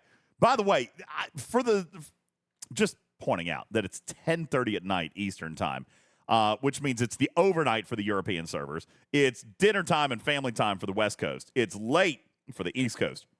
It's just the worst time to do a show Okay, it's the only time that works because of my new work schedule, and it's the only time that allows me to still do a show during the week for you guys. So we do it because most people still listen in podcasts and all that stuff. But let me just point out how much I appreciate and love you guys at the fact that there are still 330 some people in the live studio audience. People just keep coming in. They just keep coming in. Lunchtime in Australia, says JC, right in the middle of the workday, right? No, when we started the show, it was what, like 240? There's 360 people here right now. You guys just keep following. Just come on in. Listen, there's popcorn in the lobby. Y'all just, the doors are open. Y'all come on in. It's not a closed show. All right. Thank you guys so very much. I really appreciate it. You guys are the best. Sydney checking in. What's up, Anubis? How you doing? Thank you. Ice Wolf says, woo, yeah. Or something. That's the way I figured it sounded in my head. Sanguine Otter says, I'm neglecting my family to be here. That's right. Thank you, man. I appreciate it. It's an honor and a privilege to host this show for you guys. Thank you so much. Yo, what's up, Myth Dusters? Hello from Florida. See, you're East Coast. It's late. It's late for you, man. So I do appreciate it. Thank you guys. You guys are the best. Before the break, we were talking about the source of isolytic. Okay, talking about isolytic artifacts, spoke about isolytic officers, and then briefly spoke about the War Room, the first building that offers isolytic damage in a building. All right, there's 2 more areas, crazy enough. All right, the first one makes sense. It's research. Let's talk about research, Jules. Most of the original research is actually, crazy enough, in the starships tree. Jules, help me remember. In the combat tree, I think the only isolytic is prime form, right? Prime Explorer, Prime Battleship, Prime Interceptor. I don't think there's actual combat in... there was an isolytic damage boost prime and an isolytic defense prime that was released at the time that all of the artifacts came out as well. Well, there's more than that now. You got Prime Explorer isolytic, Prime Battleship isolytic, Prime Interceptor isolytic. Let's see. I don't think there is. Not in the combat tree, which is weird. That's where you think it would be. Okay, that's where you would think it would be. There is indeed something in the galaxy tree. We're just going to touch on this very quickly. In the new expansion, that means for G4 Plus, sorry, not galaxy. Crap. Is it station with the new particles? Hang on. Territory. Sorry. Thank you. That's what I was looking for. Territory. That's right. The new territory expansion with the new chronoton particles. Is that what they're called? Chronometric. Daggone it, I was close. Chronometric particles. There's a couple of them in here. And by the way, I'm saving the best for last. All right. There are a couple of them in here. Now, I am being told by Pixelate that the G6 combat tree does indeed have isolytic damage in it. Okay. And by the way, thanks to exclusive, you heard it here first, information from Becklex Plants, these 3 primes are brand new. All right. The isolytic damage for explorers, the Prime Battleship isolytic and Prime Interceptor isolytic. These are brand new primes, but not available just yet. You can view them on stfc.space. The announcement will actually come tomorrow when they're going to be launched, and there is going to be ways to buy these Prime Ship isolytic damage particles, which again is a new exclusive Prime material, meaning that sourcing is going to be a problem for these way down the road. Okay? So we will look forward to Beck's announcement on STFC or StarTrekFleetCommand.com tomorrow regarding these new primes, and we'll see when they become available and how they become available. Beck says they won't be launched yet, just an announcement saying we know you can see them. There you go. Okay, we know you can see them. All right, so also in the territory tree, you've got new researches down here that use the chronometric particles that are involved in isolytic, and there's only 6. Okay, there's only 6. Well, technically, I guess there's 7 because there's a prime in here, right? Isn't there a prime in here? Prime. Oh no, that's not it. Yeah, sorry. Yeah, there's 6 in here. You've got Déclat d'eau, Baleful Tactics, and Ton Kalong's Edge.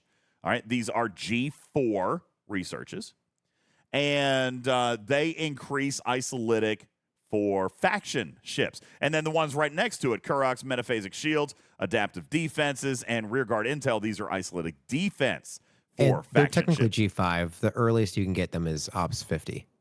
Okay, they are G5. So they're technically G5. Thank you. Appreciate it. I knew they came out in that big expansion. I thought it was G4. So, well, the expansion was G4, right? But the researches don't unlock until Ops 50. Okay, gotcha. Well, there's there's a bunch of stuff that has been added across all ops ranges, but those basically start G5. Tarbitude says, can you say that more like Homer Simpson? Daylock. Dope. There you go. That was actually pretty good, wasn't it? And the correct pronunciation, too. Daylock. Dope. All right. So you've got those 6 researches. Now, the biggest source of isolytic research does indeed come from the Starships tree. All right. And it comes all the way down here at the very end with the Mona Veen research. Mona Veen research. And there are 3 big ones. Okay? 3 big ones. And actually, I say big ones, but I mean, there's actually more than that, because you've got isolytic dragon scales, which is defense, dragon breaths. Oh, that's warp range. Isolytic barrage. You've got the tachyon battle surge. Let's see. So what are there? 5, 4, 5. 5. All right. Isolytic dragon scales is isolytic defense against Texas class. Isolytic barrage, isolytic damage against Texas class. Tachyon battle surge, which is isolytic damage in PvP. Tachyon hostile eruption, isolytic damage of faction ships against hostiles and armadas. And Tachyon station torrent, isolytic damage against player stations. And these are indeed G4. 00 Soul says, so wait, nothing for the peasants of sub 40? Very little. Very little. Because even your artifacts, right, Jules? Even the artifacts, like the Voyager artifacts, I think are level 30. So, no, you can get isolytic artifacts from Voyager as low as level 30. But that's it. So the artifacts are really your only G3 source of isolytic. Research, the building is going to give you some. Research is level 50. Yeah, so you can get them from the Voyager refinery, but you can also get some of the higher level ones just from riding coattails and getting the Tri-Victory chest from the Rare Formation Armadas. Yes. So there is still a lot of sourcing for those. However, the upgrade path, so you can't really get past tier 4 on most of these without getting a certain ops levels. Yeah, because you need the building at a certain level as well. Correct. So you've got these 5 researches down here, which, you know, I like. I'm not done with them, but I am spending time on them, and that comes from the Mona Veen loop. All right? And Jules, in your opinion, where do you think these researches are important? Because I think they are. I know that the numbers look kind of small, 5%, 6%. But again, just like I said about the War Room, and we're going to circle back on this here in just a moment, if something says that it gives you 5%, is your net yield 5%? Well, it depends on the crew you use. Does depend on the crew you use. But if you're looking for isolytic damage, would you ever not have one of those officers we talked about a little bit ago? No, I agree with you, but I still see these as more valuable than if I saw even like 100% damage increase. Because this is just going to give me net more. Net. Everything about it is net. That's why it's okay. It's okay for it to be 5% or 7% or 10% because it's net. All right? I mean, it's huge. So, yeah, these researches are big time. All right? Okay, Matters, I'm going to do it. I want to play a little bit of a game, if you don't mind. All right? Folks, there is one last area where you can get isolytic damage. All right? And I know you guys are blowing me up in the chat. What about the ship bonuses, DJ? You got the Monavine and the Voyager and the new NX-01. I know. You've got the ship bonuses, right? Let's take a look at, what was the first one? The first one was Voyager, right? Let's take a look at the Voyager ship ability. Looking for that isolytic. That's base damage. Oh. You know, the Voyager, but it's the isolytic. Nope. Voyager ship ability is a base damage improvement against a ship type. No isolytic. Crazy, huh? I know. It must be the Monavine. That was the next one to come out. It's got to be the Monavine. That system and that whole thing was all about isolytic. Even the isolytic research is in the Monavine tree. It's obviously the Monavine. Let's take a look at its ship ability, increasing base damage against hostiles of the Texas class variety. Jules, I thought that whole arc was about isolytic. I mean, even the hostiles have isolytic. Even the hostiles, like the research and the things. Okay, it's not the mono. You know what? Clearly, it's got to be the new NX-01 because that ship is dealing with a hostile that that's all about isolytic too. So it's clearly the NX-01. It's the newest ship in the game. NX-01 increases base damage by 1,000,000, 100 million % against Zindi. You mean that's not isolytic either? All right, Jules. Daggone it, you got me. You got me, man. If it doesn't come from the ships, where is the last and final location where you can get isolytic boost in this game? And by the way, you can get it in G3. You just technically, but you'd have to pay for it at G3. Now, I think maybe, but like in G4, I think. When does wave defense start? That's right. Luther Sloan. Well, yes, but that's actually not the last place that you've talked about. Dope. But let's go to Luther Sloan first. All right, we'll go to Luther Sloan. Ladies and gentlemen, Luther Sloan. See, I missed one. Luther Sloan does indeed have an isolytic boost. It's in the Tactician tree, and that is increasing isolytic damage for all ships. It's called isolytic intel. Okay, it's in the Tactician tree. I believe that's the only one. There's isolytic defense, but that requires level 50. There is an isolytic defense in the Tactician tree, and that's it. That's it, folks. That's all she wrote. Except Jules says, nope, there's one more. I missed it. Oh, there is more. Cascade. We just haven't gotten about. Are you talking about Cascade? No. Forbidden Tech. Forbidden Tech. And not even that's the last place. That's right. Isolytic is peppered everywhere in all this new content. Wow. Interesting. All right. Tell me about the Forbidden Tech, Jules. Take it away. Where do we find isolytic in Forbidden Tech? We know it's in the brand new one that just got launched today. Tarka's isolytic weapon at Tier 1, Level 1, increasing Cascade versus Gorn Hunters. Well, that's very specific, Jules, but it does technically count. Okay? Isolytic, and that is Cascade, by the way, increasing isolytic Cascade by not a small number. Just throwing that out there. Okay? It was also in the corrupted cybernetic implant, isolate damage against stations. Oh, how do I have 110? And that's a rare one, so it's a little bit easier to How do increase. I have partial? Oh, that comes in the wave defense battle pass. Yeah, wave defense battle pass. That's right. Increasing isolytic damage when attacking stations. Okay, you've got that one there. Very good. What else? Agamus. Which comes from being Syndicate level 36. Syndicate level 36, and I am so almost there. So almost there. I mean, not really. I am like 2 days away from Syndicate 35, but I'm very excited I might even buy a pack to go to 36. Well, is it worth it? Close. Is it worth it? Let's look at Agamus. All right? For those of you who are hovering around Syndicate 34, 35, maybe 36, is Agamus worth it? Let's take a look at Agamus as a forbidden technology. Increasing isolytic damage against hostiles, but man, that's a big tier. Let's see. He doesn't unlock that ability until Tier 8. It'll be a while. It's going to be a long, long time. Okay. But he does increase isolytic damage against hostiles.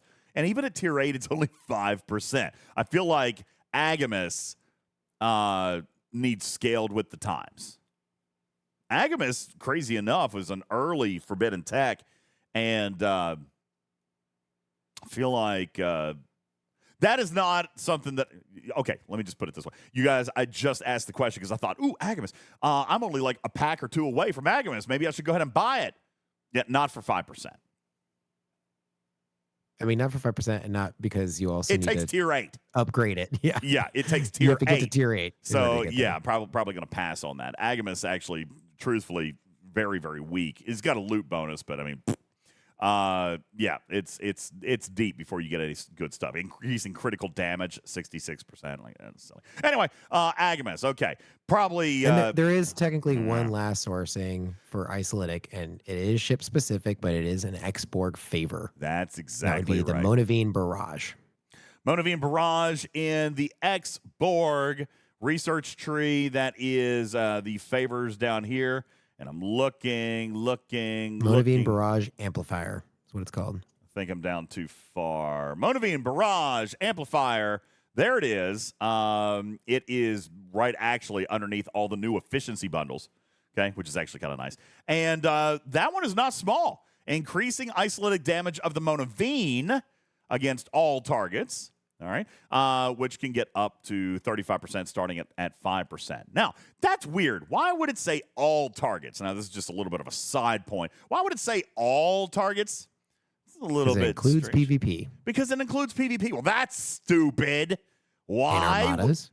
What? Stupid. And assaults. I mean, that's the best target. Yeah, obviously, you use the Monavine in assaults. Clearly, that's what matters. Except there is this one teeny tiny little annoying field training, all right, that requires you to deal damage in isolytic form with the Monavine to faction hostiles and then to players. And they're not small numbers. Billions of damage. And isolytic you got to do to regular hostiles and player hostiles. It's almost as though they thought the Monavine was going to be like a Vidar. Kind of. I'm going to be honest with you. You should ask how many people are using the Monavine as their primary PvP ship in low G4 space. No. Are you serious? Are people using the Monavine in PvP? No, you're people not. Are using the Monavine to hit Actian. Seriously? Yeah. No. It's got a nice cargo. Look, everybody is. Nesbitt's like, it's a beast, man. Waffly says, yeah, Waffly's a G6 player. Says, I fly to Monavine. Matter says it's a good one for PvP. KA Knowledge says I use the Monavine for action. Voltron says yes. Tarpitude says 53 and love my Monavine. Lots of cargo. Lots of hull. And isolytic output. Interesting. Monavine, not bad. Not a bad ship. And you've got research to improve it in all areas of the game, not just against Texas class. Okay. Now, I am being reminded, thank you, there's a Section 31 favor for isolytic as well. That's actually the one that I thought Jules was going for when he was talking about the favors. But there is an isolytic damage in wave defense. And I think that's the only one. Yeah, isolytic damage and wave defense, which, I mean, that's just as niche as isolytic damage against Texas class or isolytic damage against, Zindi hostile. So we'll get to throw all that stuff in, but that is another source of isolytic. Okay. Ooh, Mimi, you get a gold star. Mimi gets a gold star. What system is it? And this is a great final cap of where isolytic comes from, ladies and gentlemen, because the territory map is being reset in only days. As a matter of fact, if I remember correctly, ladies and gentlemen, in less than a week, April the 23rd in the year 2024, the territory reset will occur and Season 3 will begin. So, if we're looking for Isolytic services, maybe. Where would we see those? Bare toe. Where would we see them? Bare toe. Down lower left corner near Breland. Bare toe. There it is. Juice A tier 2 system. A tier 2 system that if I can hop into it, there we go. And we take a look at its services. We see that it's a PvP isolytic damage enhancer, increasing up to 5% to all ships when in combat versus players. Is that the only one? I thought there was another one. That's right. Anzat. Which where is that? Let's have to type that just one under Tholis in the middle of the map. Anzat. What just happened? There we go. Okay, sorry. That was a weird thingy. Okay, Anzat doing the exact same thing, but it's the same one. PvP isolytic damage enhancer. Okay.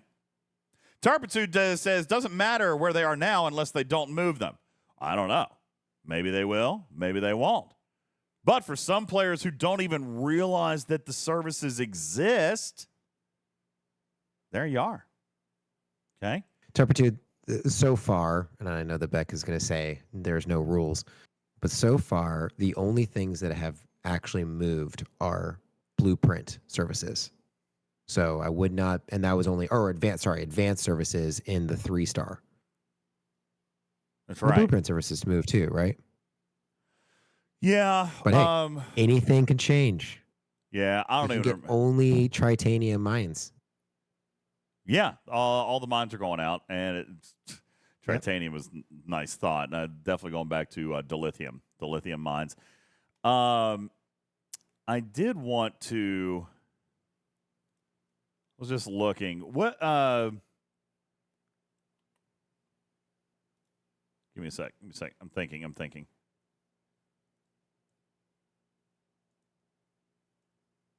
Okay. All right. I was just looking at something. Okay. Don't mind me. Anyway, so yeah, maybe they shuffle around. Maybe they don't. Speaking of, side note, not related to this particular subject at all, want to point it out. Remarkably, Jules, I've seen very little chatter about this, and I feel like it's important to point out, just in case people didn't know. Territory store, the territory tab in your Alliance store, do you guys know that all got doubled? That actually happened at the beginning of the month, and it's taken 2 weeks for us to even bring it up, and I feel ashamed about that, to be honest with you. I love to give them a lot of grief. I think to be fair, there is a significant player population that is done with those particles, so they actually haven't noticed because they're not pulling them anymore. They're not done with chronometrics. Well, true, and most people realize that, at least particularly in my alliance. They're like, "Oh, that's nice." It is nice. They doubled, and it is nice because that was a very slow drip, and it didn't feel like it was a lot. But again, chronometric particles aren't everywhere, so they are not everywhere. Still only accessible to. Carissa says, "I have tens of thousands, not of chronometric particles." You don't remember chronometric particles are the new territory particle. All right, they're actually relatively hard to get outside of spend right now. You can get a handful of them in the territory capture season battle pass. All right, but there's not a ton of them in the free path.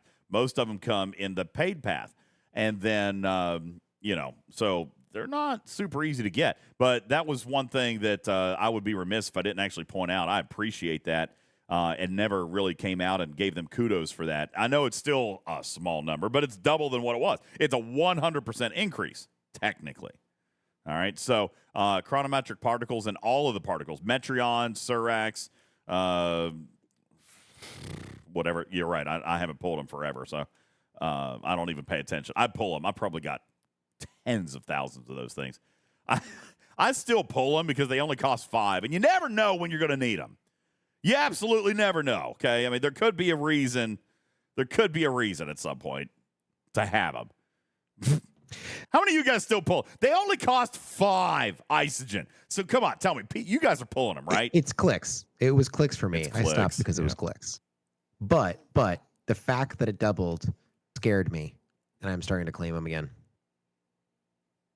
Yeah, I never stopped. I've got 31,000 phantom particles. Only 7,000 quantum particles. I'm clearly very behind there. 61,000 Surax and 15,000 Metreon. I'm such a loser. Loser. All right. Who's got more? Somebody's got to have more than me. I am surely. literally holding 100,000 territory particles. Somebody, K-Eyed Tooth, you got to have more, right? You got to have more. K-Eyed Tooth, you've got to have more than 100,000. Somebody show me more than 100,000. Don't make me feel this way, please. Oh, Joker. Wow. Joker has 100,000 of one variety. Dang, dude. You don't research, do you? This is Joker's right here. Joker's got 100,000 just of quantum.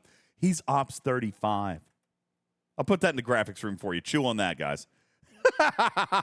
He's Ops 35. It has 100,000 quantum particles. Dude, he's got 180,000 total particles. What is... Lord, man. That's crazy. That's crazy right there. So, there you go. All right. Anyway, circling back. Isolytic everywhere. Now, the last thing that we haven't really talked about with regard to isolytic damage, and I keep saying we're going to come to it. That would be isolytic cascade. Cascade is a very fun, weird, fun thing. Okay? Let me go back and find. Here we go. Isolytic damage. Where's the freaking formula? Go to isolytic chart. Got it. Found it. Very bottom. Isolytic So this damage. is the formula, and let me explain why the formula is actually important to know, because the comparison that we were kind of looking at originally was, if ISO is the damage and then cascade is like the crit at the end. Well, it doesn't work like that, because if you have a 0 damage shot, you're going to have, and you get a crit, it's still going to be a 0 crit shot. This works differently. Essentially, 1 plus all of your base isolytic, that's artifacts, research, favors, bunch of other things that could go into your base isolytic damage, as we just were discussing, times 1 plus cascade. So the 1 plus is really important, because if you have 0 base isolytic, it still is taking your total cascade, your officers, and multiplying by 1. So your officers are additive in that regard, and they multiply. So that effect of the cascade is going to then multiply your ISO that you have. Yes. In order to make the formula work, you take the end of that, you minus 1, just because math. Then you divide 1 plus ISO defense to determine what the end resulting isolytic damage is. So that's why it's different. Cascade is additive and also multiplicative. But what it really means is that you can't have a 0 shot if you have an isolytic officer on deck. That's right. And someone's going to ask, I already saw it in the chat, does that mean that officers go into artifacts and research if they aren't cascade? Do officers always get separated? Or is it just the cascade piece? The officers are the cascade. So, you mean all of the officers we looked at, none of them are just isolytic damage? Correct. So they do not go into the base isolytic or your total isolytic in the very first bracket. They are themselves cascade.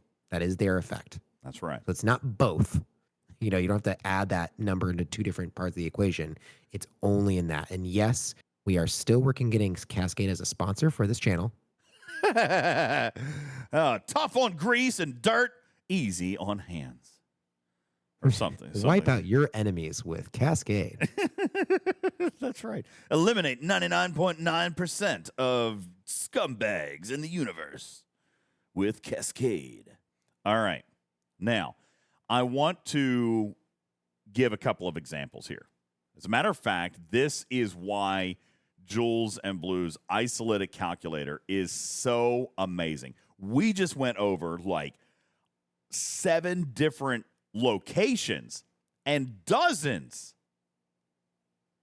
of individual pieces of isolytic damage that exist within the game. Okay? This calculator is brilliant. Absolutely bloody brilliant. And it gives you every single place, every single item in the game. Just like most of Jules and Blue's calculators, you can completely customize this for yourself and what your artifacts are and what your crew is that you're using and what tier of the crew and all of this stuff. You will be able to determine what your isolytic bonus is, the amount of isolytic damage. Because what absolutely matters here is that isolytic is a net multiplier of your standard damage, and Cascade is a multiplier of that. Now, we breezed through the math a second ago because I know it's confusing. But this is why I kept saying, hey, does an artifact only give you 5%? Or does the war room only give you 3%? Or does this only give you 8%? None of it is only that amount if you're using any of the officers. And those officers in their entirety are screenshotted in the graphics room right now. They are as follows, Jules. Shax, Billups, Ransom, Freeman, Picard, Data, NT variety, Janeway, 7 of 9, and now Nurse Chapel. Using any of these officers is going to multiply your isolytic damage by itself before adding Cascade back in. So in other words, let's pretend for a moment. Let's use an example, Jules. If I have 100% isolytic damage, and then I have 10% isolytic Cascade, what is my net isolytic damage? 100% isolytic damage, 10% isolytic Cascade. What is my final number? Well, let's use Jules's formula, okay? Let's use his formula. Where was it? Here it is.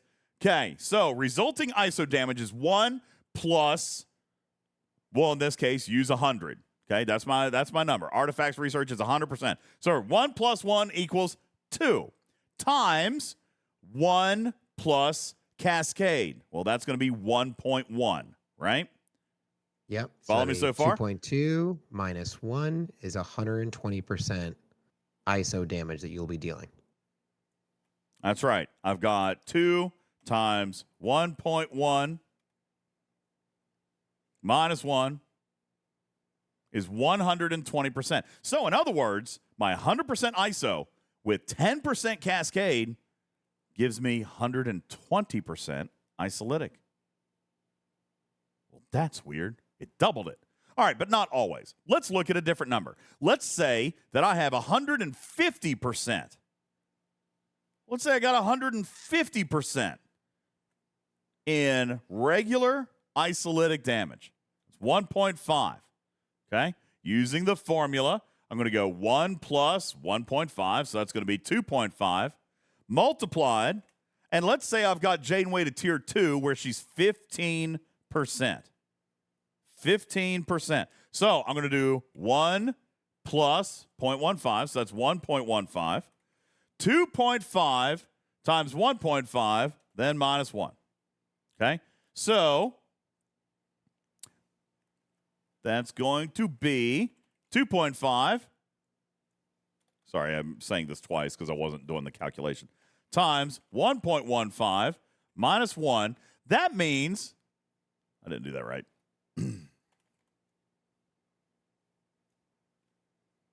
That's correct. You'll have 180% or 187% isolate damage. So I think what you're doing here is you're putting in because a ton I had 150% to begin with. That's right. Because you got to add Right. 1. So I had 150% standard isolytic, and I end up with 187.5% with a 15% cascade. Because not only does it add, but it multiplies by itself as well. Cascade is why you have this. All right. And when I say this podcast community, it's also in the graphics room, going back to the 6.3 billion shot that was shared with us a little bit ago. Okay. Going back to that 6.3 billion, where that is over 3 or just shy of 300 total percent isolytic damage. Well, how's he getting there? It's through Cascade. Let's see what. All right, so I was just talking about 15% Cascade, but that's a very small number, isn't it, Jules? 15% Cascade. Let's show people the impact of some of these officers, right? So let's say we've got NE data, Janeway. Let's go NE Picard, Data, and Janeway. We were just talking about this. And by the way, hint, hint, wink, wink, nudge, nudge. That event is happening again right now. Go kill some Xindi with this crew. NE Picard, NE Data, Janeway, and golly, if you've got Chapel, go ahead and throw her below deck. Okay? You're going against normal hostiles. Put in all your artifact levels here, which I don't have mine in, but okay, we'll pretend. Okay? We'll pretend. Let's pretend that where do you put your tier of Chapel? I don't see that one. I don't see where I list my tier of. There we go. Over all here. of your things are on the right side there, and you would put those in. Right now they're maxed, and eventually what we're going to do is I'm building another version of this where you can actually import all of your data from Spox Club. Wow, so there's lovely. too many factors. Yeah, there's too many factors in this game for us not to just get the easy export. Absolutely. So, yeah, you put your officers in on the right-hand side of the spreadsheet, and I'm sorry, that was slightly auditorily confusing for the podcast audience, but I was looking at the spreadsheet that is in the graphics room. I was looking at that spreadsheet that Jules has provided. All of your factors are along the right side. As a matter of fact, that screenshot that I just put in the graphics room with all of the officers, that's actually where you put your tier in, okay? Right there. But let's just pretend for a second that I'm a super uber whale, okay? As a matter of fact, I'd like to tease Canine Tooth here for a second. I'm going to tease Canine Tooth because his isolytic output in the screenshot is less than 300%. But if he wailed harder, he could actually get up to 480% isolytic. You should definitely wail harder. Wail harder, baby. You're weak sauce.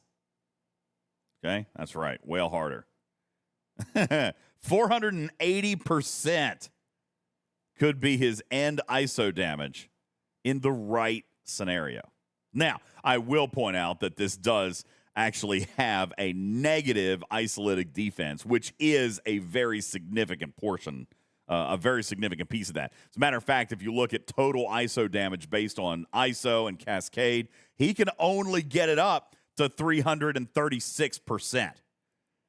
Okay? Isolytic defense is a whole other thing all its own, and we're not going to talk about the weirdness of that tonight. But well, you were also not talking about what Picard actually does, because the problem is that this calculator is just a one-time calculation. So this is basically telling you what your ISO damage is on your first shot. Yeah. But Picard builds. Picard does build. He builds. Yeah, he doesn't build until full effectiveness until at least round 3.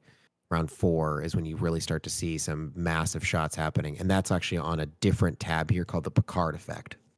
Now, I do want to point out the chat says, well, you're assuming a faction ship instead of a Borg cube also, but you can actually do that right here. The Borg cube is a selection, all right? But it actually takes your isolytic damage lower, all right? So, yeah, if you're using a faction ship, Klingon, Federate, what was the default on there? Must have been Romulan battleship.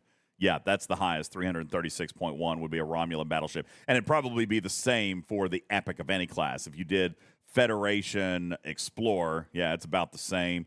If you did Klingon Interceptor, no, that's a little lower. Interesting. No love for the Klingons. Anyway, long story short, you can customize this all yourself. and come up with what your isolytic would be. Now, I do want to point out, look at the isolytic damage as a total sum, and that becomes a multiplier against your standard damage. So if the attacker deals 500 million standard damage, then you would get, in this example, 1.7 billion additional damage that bypasses all mitigation. Whew. That bypasses mitigation. So, again, not only do you have the 500 million power shot, but you have a 1.7 billion shot that comes in afterwards, skips all mitigation, and then goes 80-20 to shields and hull. So let's pretend here for a second. Jules has actually done this in here. Let's say that you've got 500 million standard damage, okay? And we're assuming that your mitigation is 71%, which is tough to find in PvP, but let's say that it happens, all right? That means he's in a 500 million offensive shot. They're going to mitigate 355 million of that, okay? Out of that 355 million, once it's taken out, I'm just going to do round numbers. You've got 143 million that's left, and 80% of that is going to go to shield. So I'm going to multiply that by 20%, which means, Jules, out of a 500 million power shot, only 28 million goes to my hull. Standard damage, okay? Standard damage, right? 500 million. Sorry, there's something else wrong on this in the ISO damage mitigation calculation here on the battle log example, but we can continue on. Yeah, I'm going to break it out. I'm not going to do it exactly the way I see it here. But 500 million standard damage, long story short is 28 million ends up hitting my hull. Okay? Now, let's take a look at the isolytic damage. Isolytic, 1.7 billion. 1.7 billion. And that is a straight 80-20 split. So I'm going to multiply by 0.2 to see what goes to my hull. Now, you tell me, community. 28 million of the standard shot went to my hull. But with isolytic, 340 million went to my hull. 28 million standard, 340 million isolytic. It is 7 times more damage. A 700% increase to hull damage. By the way, that's net. Holy freaking smokes. Ice Wolf says, dead. Kinda. And this circles us back to 2 hours ago when Cruzito was talking about damage output in the game. It's too flippin' much. This is why battles end in one round. This is why battles end in one shot. Is this right here. All right? But isolytic. Well, Joker says Ent E. Picard never gets to shine. He can. You just got to hit high enough.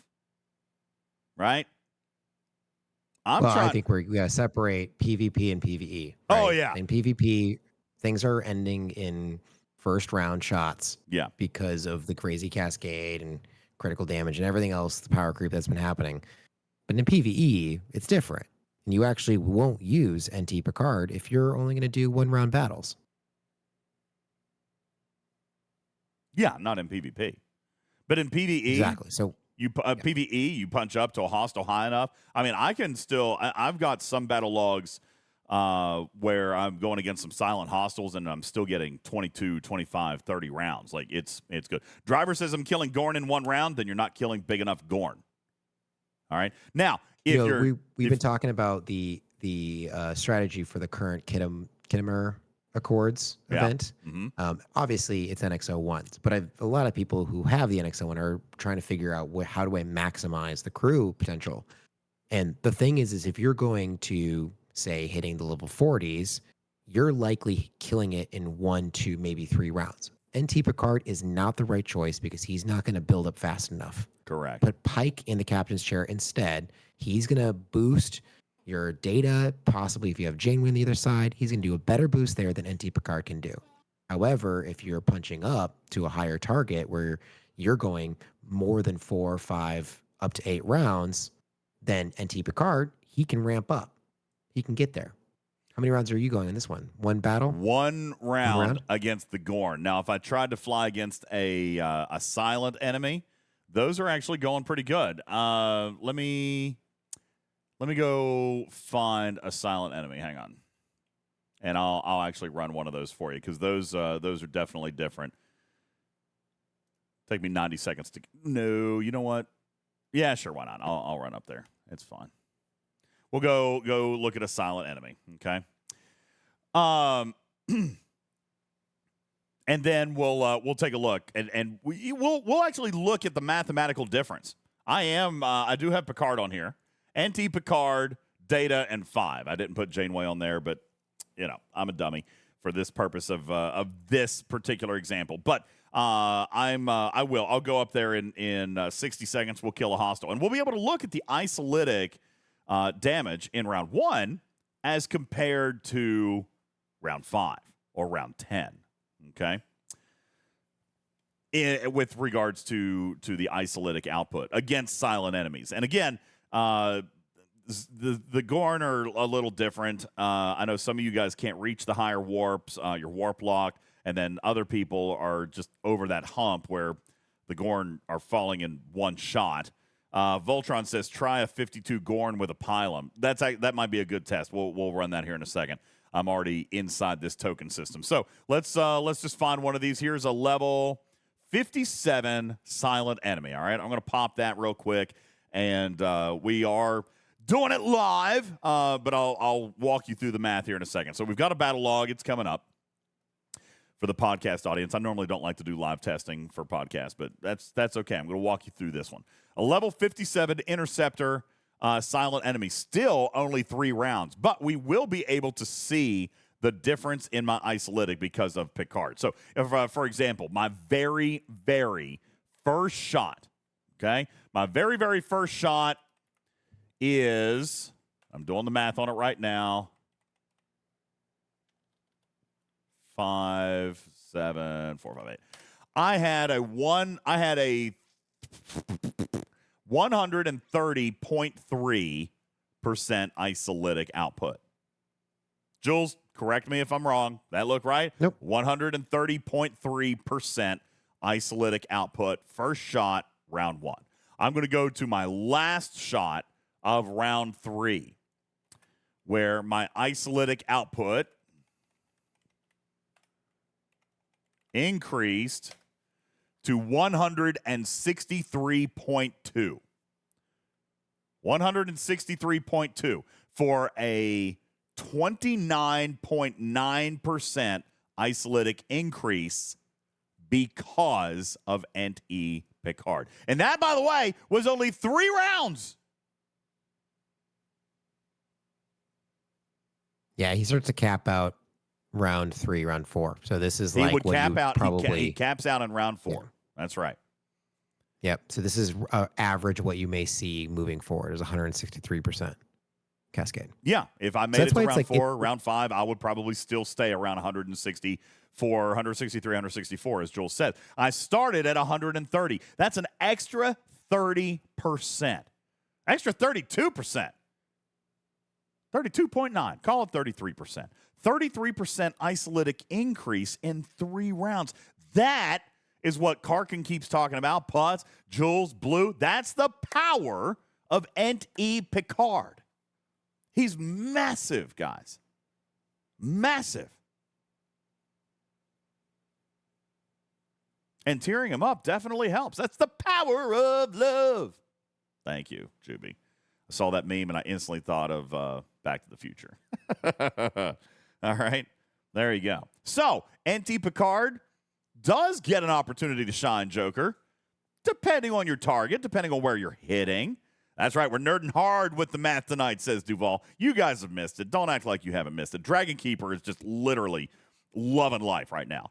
He's always the one that comes in here who's like, oh, we're not doing nerd stuff tonight. I'm playing Supermarket Simulator, and he's like, oh, we're not doing nerd things tonight. Dude, that is the nerdiest of nerd.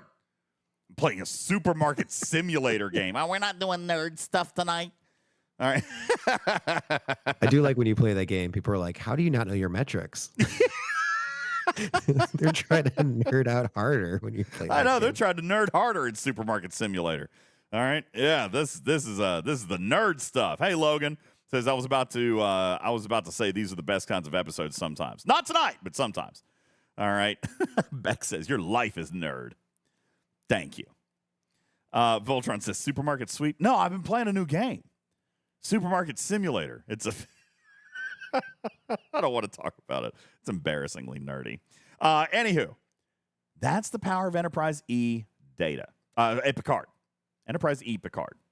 And, by the way, I will point out to you, I do not have Nurse Chapel unlocked yet. She will add even more because she's the game's first below-deck Cascade officer, which means she's not only going to increase my Cascade, but she's going to increase my base isolytic to begin with, which is going to even more so increase my overall Cascade output. Okay? Rico says, why wait for testing purposes? What, you want me to buy her?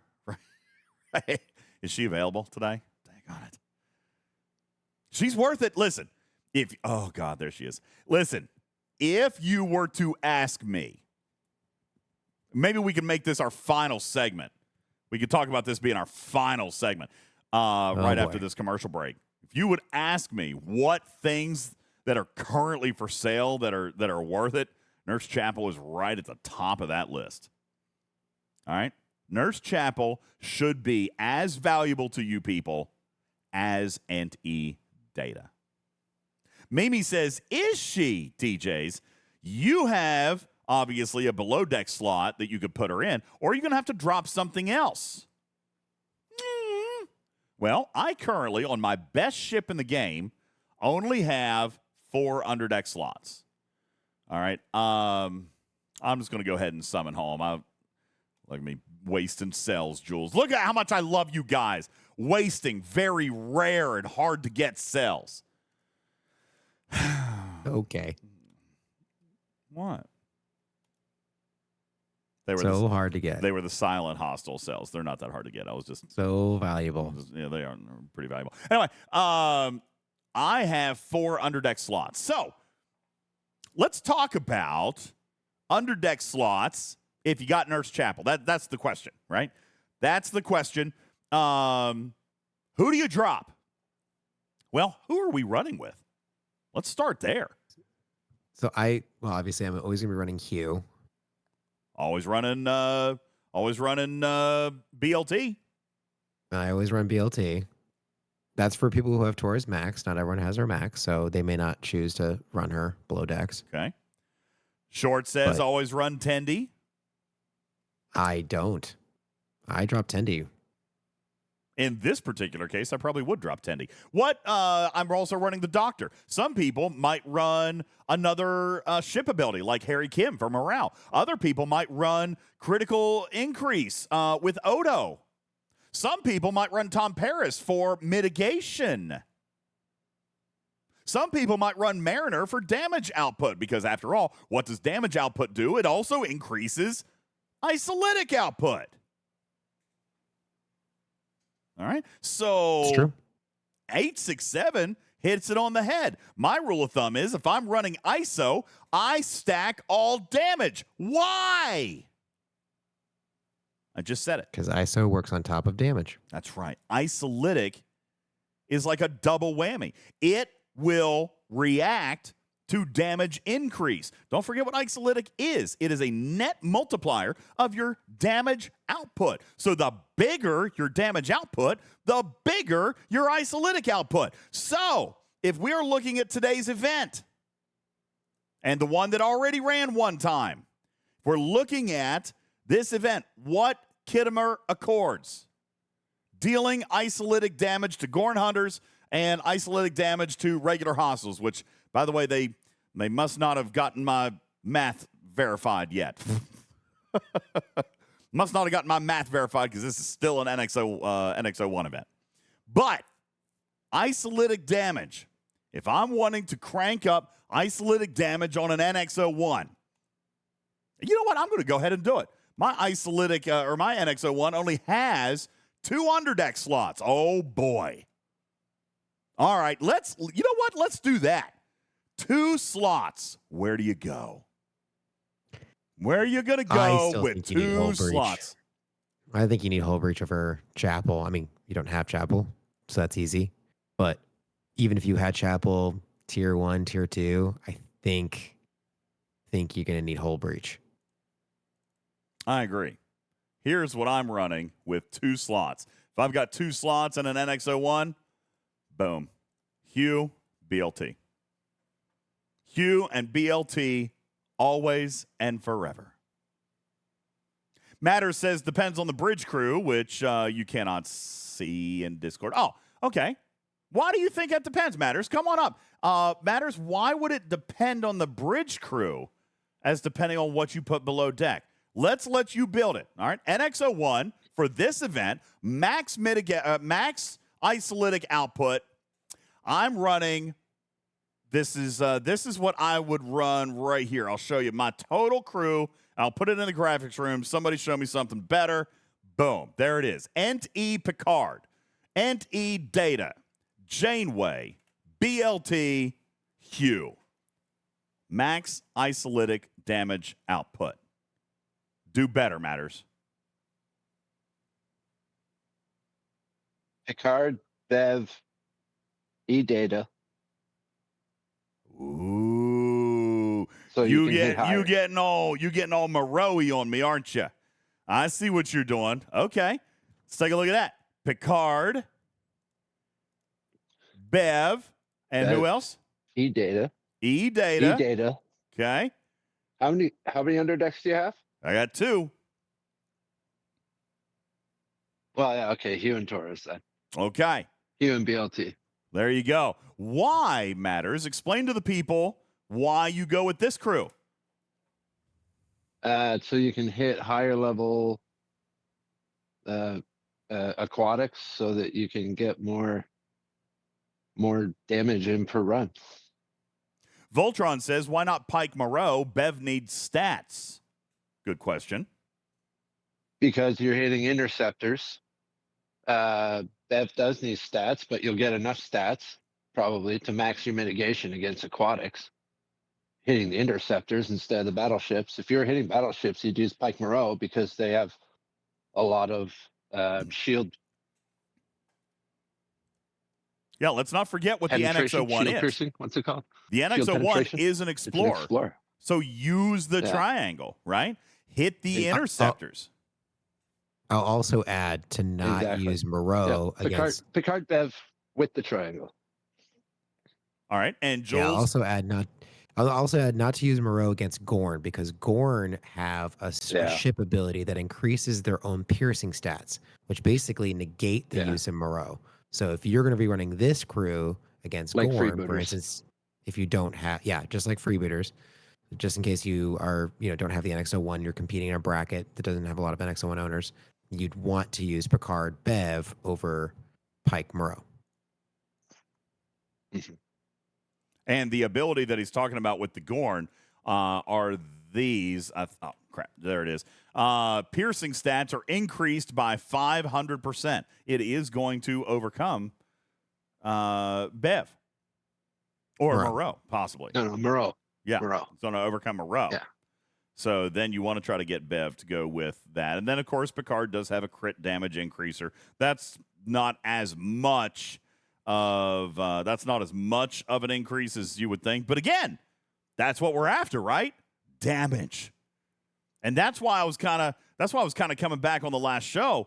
And yeah, these aquatics are the right target, but it's not just because of the hull. All right? It's because of the amount of damage we can throw at it effectively. All right? If there was another hostile in the game that had much less hull, but we still had that damage multiplier, it would matter. Because, again, just like 867 said a minute ago, damage is isolytic. Damage feeds isolytic anyway. The amount of damage that we can pump out, directly impacts isolytic output. Cruzito says they did actually change the scoring in the new event. Yeah, they did. They changed it to 5. I think we figured out that the multiplier needed to be a couple of thousand. So this one didn't quite get there. But yeah, isolytic damage to Gorn is now 5 points. It was 3. It's 5 now. But yeah, still your suggestion was 5,000 points. 5,000 points per damage. That was not 2 more. Yeah, my suggestion was a multiplier of like 5,000 points, but that's okay. We got to math it up. So 1 point of note here: if your Janeway is miraculously close to your E data tier, then it's actually better to run Pike as captain, E data, and Janeway if they're somewhat equal. Mm-hmm. Because Pike as captain will boost both of them by 40%, and that cumulative isolytic damage increase is going to be higher than if you're just boosting one at 2.2%. So that's not really an issue for you. This is still a better crew for you, DJs, is to run the Picard Bev E data.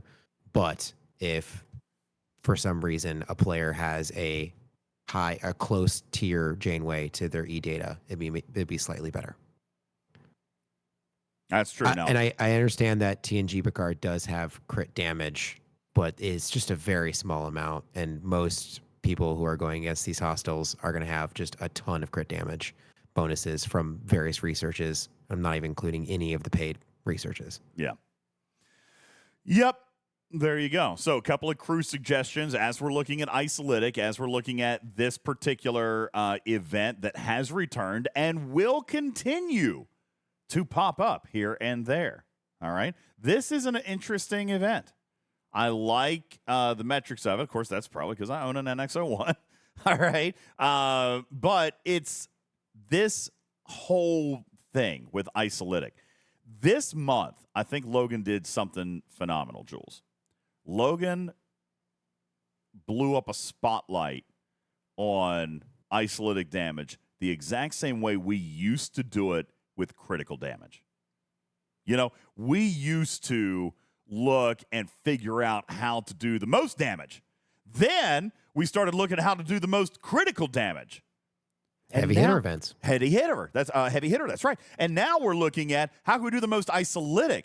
The heavy hitter series continues to kind of change over time. And I applaud Logan and Live Ops for all of the iterations that they've done with heavy hitter over a period of time. It used to just be damage. Then it was critical damage. Now it's isolytic damage. And I like that. Logan has shown a spotlight on isolytic this month and actually kind of reminded all of us, where does it come from? Or should be reminding all of us, where does it come from? How do we get it? How do we better ourselves in this portion of the game?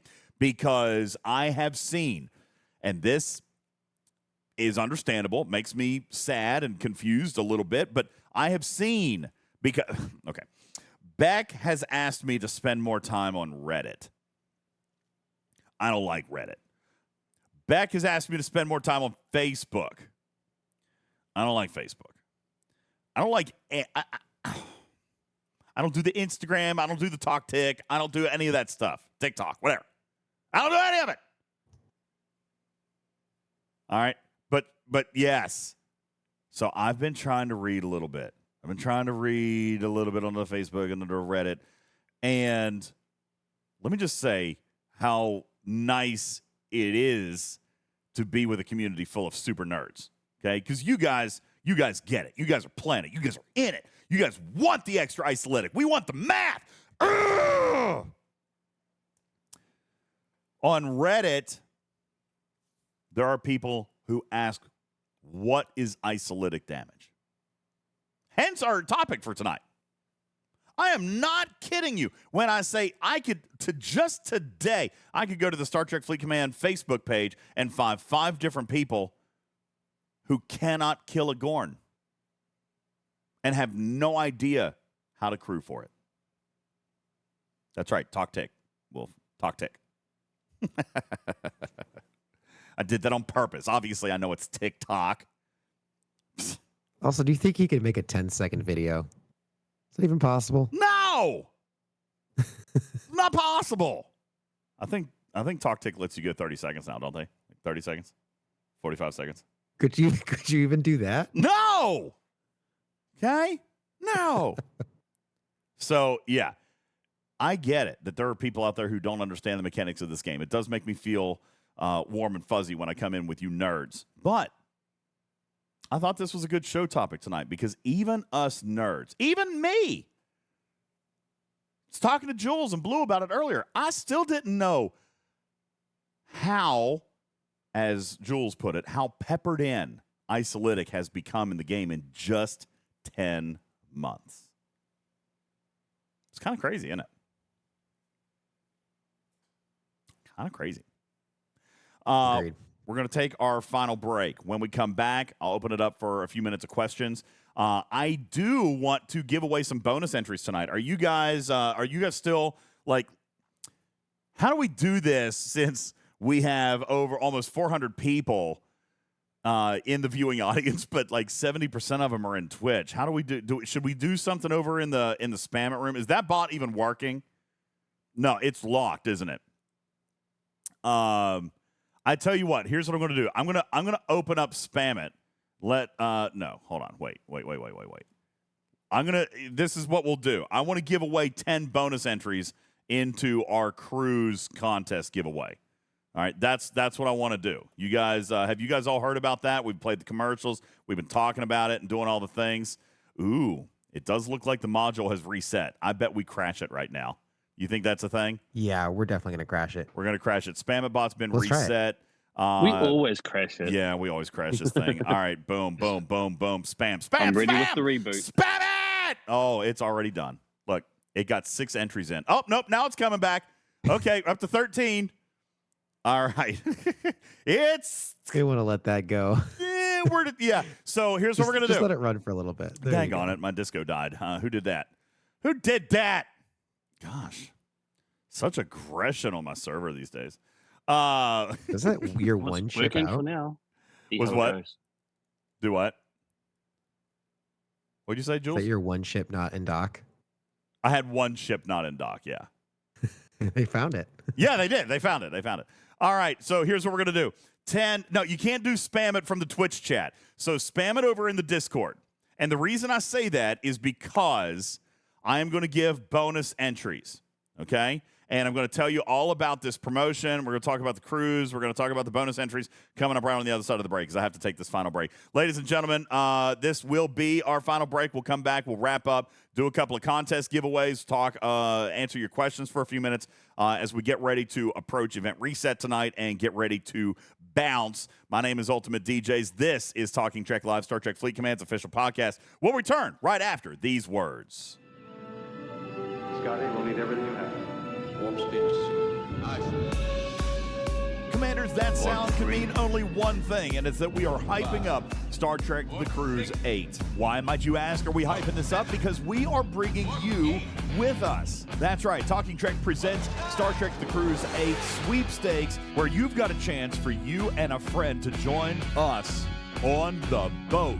Support the channel however you would like, through Patreon, through Twitch, and even by sending simple postcards. The official rules are available on our website at TalkingTrekSTFC.com, also on our Discord, and in our Twitch chat. Hurry and get your entries into the contest right now. There are no limits and no purchase is necessary. You want to go cruising with myself, Griffin, Wardod, and so many more? Then enter now for your chance to win for you and a friend to cruise Royal Caribbean for Star Trek The Cruise 8, where we will be celebrating 30 years of Voyager. That's right, it's the 30th anniversary. Find the official rules and get entered today. Yo, what's up, Commanders? Great news about PvPtarget.com. You've known for a while that it exists and has some great reference tools regarding PvP banding and common crew loadouts, but they've recently launched brand new tools on the site, including a brand new cargo calculator page as well. This isn't your typical max cargo style calculator, but a brand new, unique tool that identifies the timer until you go over cargo. The game timer might tell you how long to zero the node, but how long until your miner is at risk? You can find out now by using the brand spanking new cargo calculator at PvPtarget.com. Today's show brought to you in part by the Musgrove Trial Firm in Georgia. Have you suffered personal injury in Georgia? You need a buddy. Give Buddy at the Musgrove Trial Firm a call, 678-226-1994. Visit them online at musgrovetrialfirm.com. You looking for ways to enhance your gaming experience inside Star Trek Fleet Command? Well, Surtail has the answers for your health and wellness needs, especially while gaming. Gummies to sharpen the mind when you can't come up with 14 words where 3 would do. Surtail is an independent distributor of all aerial products that you would need to improve your gaming experience. Surtail also distributes bath salts, CBD creams and oils, weight loss products, protein shakes, workout aids, Delta 8 gummies, and so much more. Message Surtail on Discord or go to crazybunch.org. This program is made possible in part by a grant from Bacon Shake, the seasoning mix for chicken and pork with more caffeine than 45 cups of espresso. Daddy, what is the dark web? Whoa! It's a place where you buy things. Like Target? No, buy online. So like Amazon? Kinda. But if Amazon was run by the most evil people in the world. But isn't Amazon already run by Jeff Bezos? Yeah, good point. Can I buy baby clothes for my doll on the dark web? You can probably buy the whole baby. What? Doll! You could probably buy the whole baby doll. You're being weird, Daddy. I'm going to ask Alexa. No!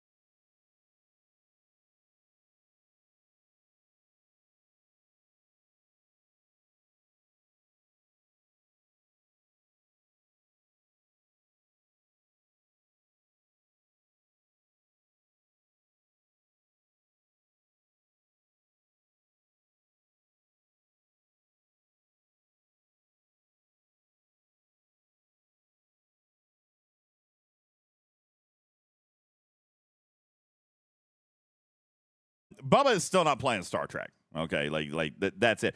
But I did get a message from Bubba Joe the other day that says, "Hey, do you think we could have a community game night? I miss you, man." And I was thinking, you know what? I miss you too, bro. I miss you too, cuz. Is that what the young people say? Cuz. And he said, "Hey man, let's do a game night. You know me, I love Quiplash." He does love Quiplash. He really does love Quiplash. 867 says Command and Conquer. Brett says Helldivers. We're going to do something. All right. Is the game going to be STFC? No. The game won't be STFC. But we are going to bring Bubba Joe on for a game night. He said we're definitely not playing FPS chess. Not a chance. That will not happen. I can promise. But he did say that he would love to come on. He would love to hang out with you guys and see you guys again and play some games. So I want to try to plan that with him. We were thinking. He messaged me that a couple days ago. We were thinking about tonight, but I wanted to do this isolytic thing. So possibly next week. Yeah, maybe some stabby. Right? We're going to do some stuff. All right.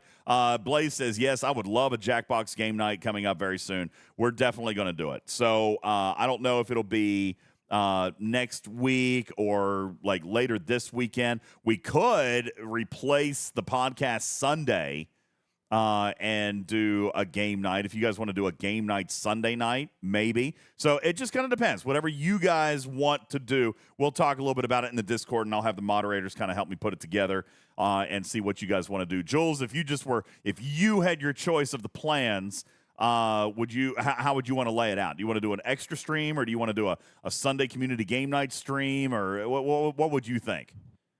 Well, just considering that territory reset will be on that Tuesday, there may be some information that comes out that you want to relay to players. So that could probably more aptly be a Star Trek stream. The following Sunday Tuesday can be a community. Sunday could be community game night. Yeah, maybe. So that would make sense. Yeah, maybe so. That might be something we do. I'll talk to Bubba and see if he'd like to come on in and hang out with you guys for the weekend. Jules wants Command and Conquer. So here's the deal, Jules.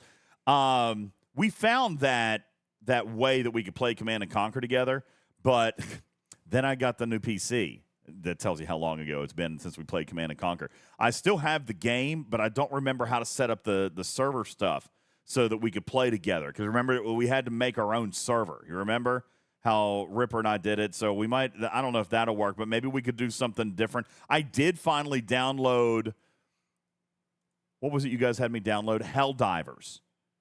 And Rev had me download War Thunder. I've downloaded both of them. So we could do whatever. I've got Helldivers, whatever. So, yeah, Rico says make it a true game night, play Risk. We can do whatever. All right, I've got the games. I'm ready to play, whatever you guys want to do. So is that the plan? Do you guys want to do that Sunday night instead of a podcast and just do community game night? Jules, are you willing it so? That's up to you, but I think that's a great plan. All right. Well, then I'll reach out to Bubba and I'll reach out to Trader, and we'll see if we can get something going. Okay, that would be good. Tarpitude says we need a mental break. We'll do it. Okay. Well, Duke says don't replace the pod. I wasn't necessarily thinking about doing that, but I only have so many nights that I can do content. So if Bubba wants to come out and do a game night, I'd really like to have him out. I'd like to get him back with you guys. I know you guys miss him. I miss him. So I think it'd be great just to play a silly game and get him back out and have some fun. So Q says, I miss Trader. We're going to get Trader. We're going to get Trader to come out for community game night as well. Did I ever watch Starship Troopers? No, I did not. Egg Inc. Maybe matters. I'm pretty sure Trader still plays Egg Inc. I think she's like level 5,000 now. I think she's Duke says it was a joke. Don't replace the pod. He's like, never mind, just kidding. He's like, I would actually be happy to skip the pod if Trader and Bubba come out. So yeah, we might do something like that. Yeah, she's doing a Star Wars game. What's it called? Star Wars Galaxy of Heroes. Yeah, she's into that game right now. Clash of Clans, we could do a little bit of that. I haven't logged into my Clash account for a week or two. I've probably been booted from that alliance, so I don't know. We'll see. Yeah, we'll try to get everybody together. We'll see if we can get Rip to come and play. We'll invite Beck. Maybe even invite Logan. I doubt he'll show up, but I'll definitely send the invite. Wouldn't it be nice to play Stabby with the Arc Runner? How cool would that be?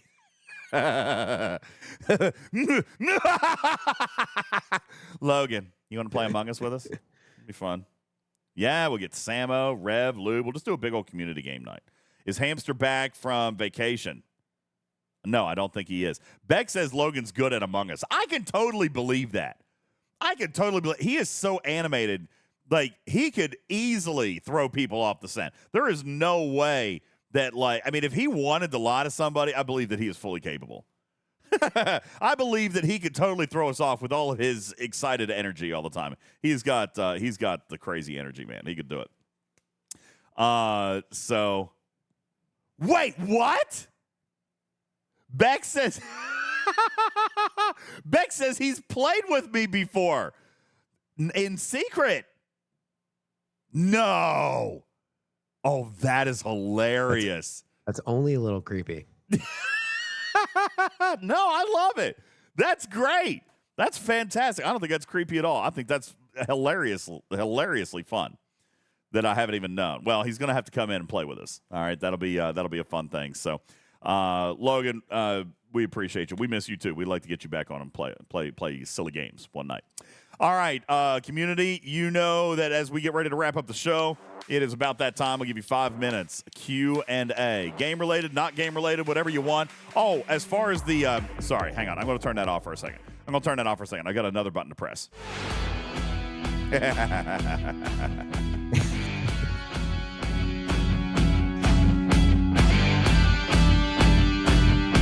It's catchy.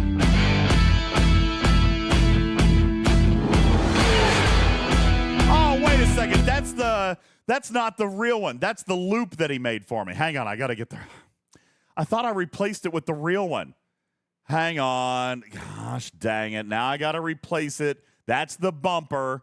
That was the bumper. I want the actual song because I wanna get this earworm going for you guys tonight.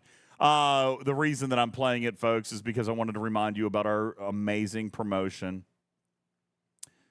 Stream Deck sound files. Oh, currently have 89 registered in the spam room. Where's the All right, hang on a second. I gotta find the thing. It's probably in Griffin's chat. By the way, keep praying for him. Keep real big lovies going his way. Soundboard.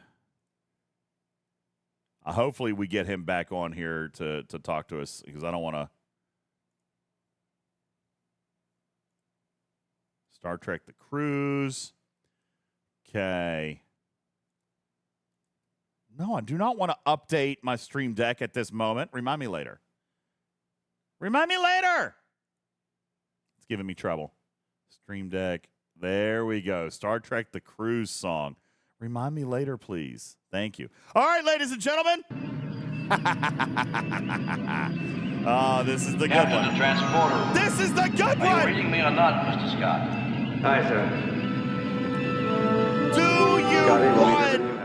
Do you want to go on the most amazing vacation that you've ever experienced in all of your nerddom?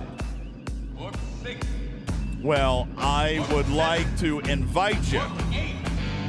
I would like to invite you to enter a contest in which you could actually come on the Star Trek cruise absolutely free. You can visit TalkingTrekSTFC.com. TalkingTrekSTFC.com. Where, Jules, I even created a thing on the website. Look up here. Up at the top, it says win a cruise. And when you go to it, it brings you to a page that has the links and it has the official rules and everything right there. Lango says you should have a counter that has the tally of our entries. There's no way. There is no way. I can't. There's no way I could count it and keep up with it. I can tell you that there's close to 1,000 by now. I think a counter just for the people who have sent in a postcard would be funny. A counter for the postcards? Well, I haven't gotten that first box yet. Exactly. Hey, good night, Beck. Have a wonderful night. Have good sleep. TalkingTrekSTFC.com has a button up at the top, and it says win a cruise, and it's got how you can get entered. You can enter absolutely free by mailing a postcard. You can be gifted. You can ask somebody for an entry by gifting you a sub over on Twitch. And people do it.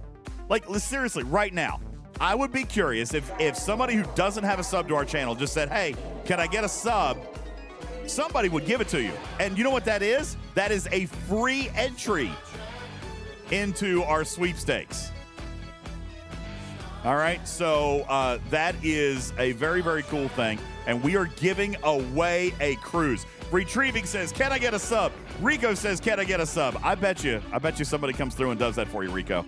And that would get you entered absolutely free. No purchase is necessary. See our website for the official rules and the Talking Trek, Star Trek, the cruise sweepstakes, cruise giveaway thing. Look, there's Garam. Garam Elam Garrick retrieving a gifted sub. Thank you. Rico looking at 1-867 says, can I have an Italian sub with mayo and mustard? That sounds great. That would be great. Asleep Panda says, I'd love an entry. There you go. Get yourself an entry. All right. Thank you, Rico. Appreciate that. Louis P. gifting you. And here's what else is cool about it. For those of you who are getting the subs, you're getting free entries. But guess what else? Jules, the gifters are getting entries as well. So Garrick just hooked up with 2 bonus entries into the sweepstakes. Louis P. hooked up with 2 free bonus entries. Both players, on the receiving and the giving end. All right, there you go. Doom says, man, now I want a sub. Yeah, I want extra tuna with provolone and vinegar. You get an entry, and you get an entry, and you get an entry. You want to make sure and get yours because there are going to be a lot of them. You want to increase your odds so that you have a chance to win. And come cruise with myself, Griffin, Wardon, and so many more aboard Star Trek The Cruise 8 that is taking off and porting out of Miami, Florida, USA next February 25. How is Griffin doing? Griffin is... I don't want to talk about his scenario. Griffin is not well.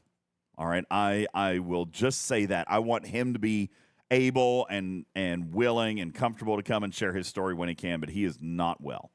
And so just continue that positive vibe. This is a very terrible time for him. So I hate to not give you more.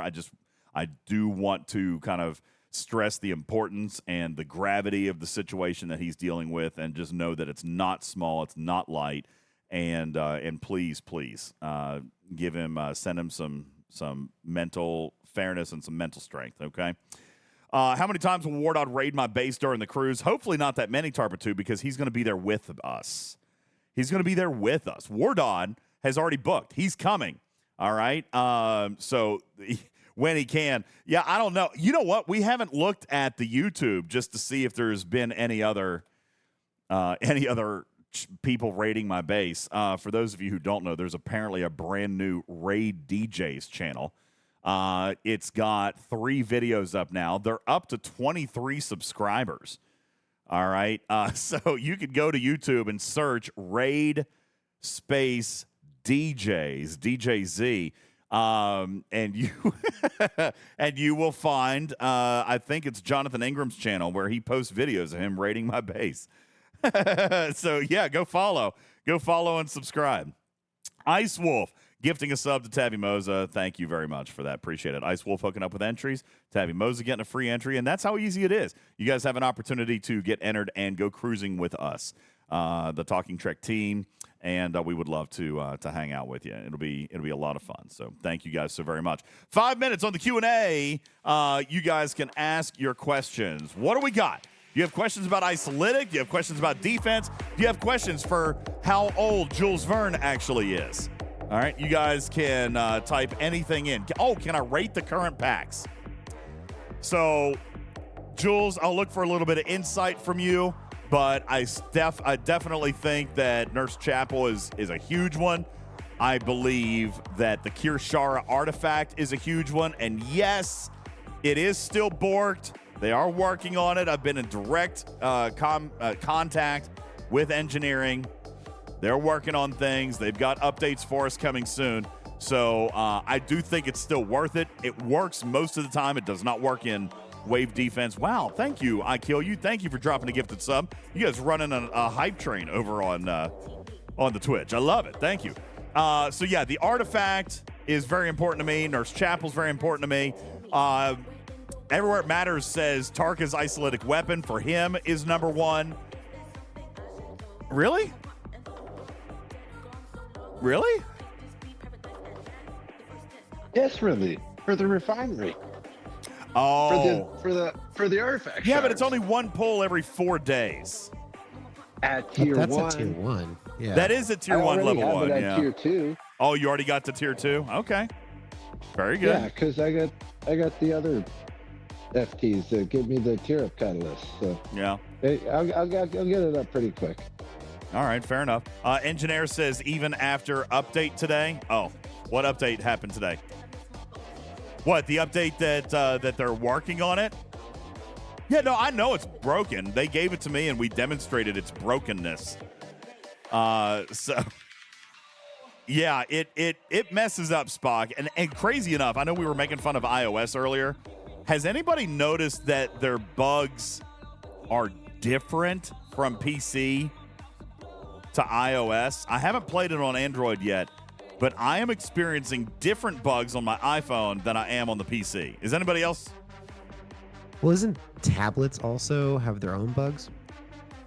Some of them do, but yeah, no, I'm definitely feeling I'm feeling weird bugs. So I don't know, but we'll see. Yeah, iOS seems like they're operating a different version than Android and PC. It's very weird. iPhone is very strange here lately. That being said, I can see that, but I still like the artifact. Let's see, what else do we have in here?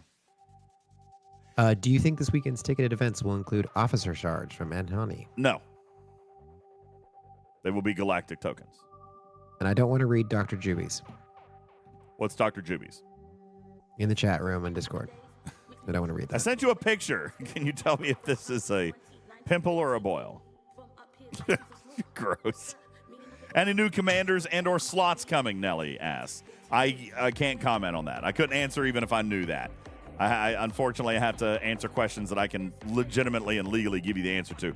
That, Nelly, I would answer and say I'm not aware of anything, but that doesn't mean that they're not doing something. They haven't told me about it, if that's the case. But even if they did, I couldn't tell you. So it's kind of doesn't really work. Kind of doesn't really work. Hal says, I like the transwarp drive unlock. That is the Borg cube skin. Here's the deal. I think if you're a player like, I believe if you're a G6 player, that is something very, very nice to have because you PvP and PvE and crack bases and like do everything with your cube, right? You do everything with your cube. So if you do everything with your cube, then yes, instant jump capability is super, super cool. It's not there for me yet. It's not there for a lot of players yet. I think that, yes, if you use your cube very, very actively, then that's a great, great feature. All right. 867 says, do you think they will offer alternatives to get Section 31 tokens instead of depending on people for wave defense? I do not expect there to be an alternative to that at this time, 867. I mean, the directives are very, very, very obtainable. And you really just kind of got to get in there and play. That is, it's virtually unlimited sourcing. All right. So I mean, it's hard to kind of complain about that. I mean, I know you got to rely on a couple of people, but I mean, it is kind of unlimited sourcing, really, truthfully. Like, is anybody out of directives Anybody? You only need to get to wave 5 to finish the battle pass for the 3 days. Yeah. That's not very hard to do, even if you're by yourself. So you can still get credits through the free track of the battle pass, even if you don't win a single wave. Tarpitude says continue to win. Yeah, true. Tarpitude says, if I could buy one $100 pack that is new this month or the 7th stage of a tiered material prime, which do I choose? The 7th stage of a tiered ship parts prime is my answer. I still believe that parts are more important than the materials, but the materials are important too. Jules, tier 7 of either ship parts or materials efficiency, I still think is more important than anything this month. I don't know. How lazy are you? Because Kir'Shara is pretty cool if you're lazy. No, I still think that those old Tarpitude says I'm very lazy. I don't know. I still think that parts and materials are the bottlenecks, and they're the most expensive things. Like if you want to. Parts, definitely. Yeah, I think so. so. Materials, I have mentioned a couple of times in the comments a couple of days ago about how high this last SMS has been, and my SLB at Ops 51 has Ops 67s in it, which was stinking. Yeah. Any materials efficiencies makes it harder then to complete these SMSs, even. Yeah, so I don't disagree. There's a balance with that. of efficiencies and spending the materials nowadays. It's just so hard now. Not only that, but I will remind you too that at tier 7 of those primes is also where you can start profiting on some higher level scrapping. So I think Jelly Loop is a good loop. Yeah, Jelly Loop is a good loop, and tier 7 is what it requires to start being able to profit on the Jelly Loop. So I think that is pretty valuable. So honestly, yeah, I think Tarpitude, I'm still leaning towards those efficiencies. I really think I am. And for those of you who say parts aren't a problem for G5, yeah, they are. Yeah, they still are. All right. As a matter of fact, I know Beck went to bed, but let's see. What is today? Today's Thursday? Yeah. I had a meeting today, literally today, with game design about ship parts. Not even lying. Okay. I did because I still think it's a huge problem in this game. So, yeah, I had a meeting with them legitimately about ship parts. So, it was like a 30-minute meeting, and 20 minutes of it was ship parts. Beck was trying to get me off the topic. I'm like, no, ship parts, they matter. All right. Anyway. All right. Anything else? Last second.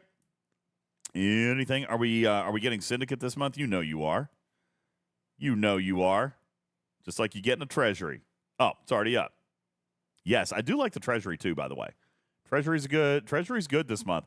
I don't know if I would spend $100 on it, but I think I have my tokens this time. I think I've got enough broken to ceiling rods to actually get my freebie. So I think I will get this I think I'll get this one. It's a good freebie. All right? I think so. All right. Is that it? Thank you. That's right. I can't max my Sanctus without parts. I kill you's laughing at me because he consistently kills my Sanctus. So, yeah. Nothing I can do about it. All right. Anything else? Oh, are we going to see Fleet Commander events?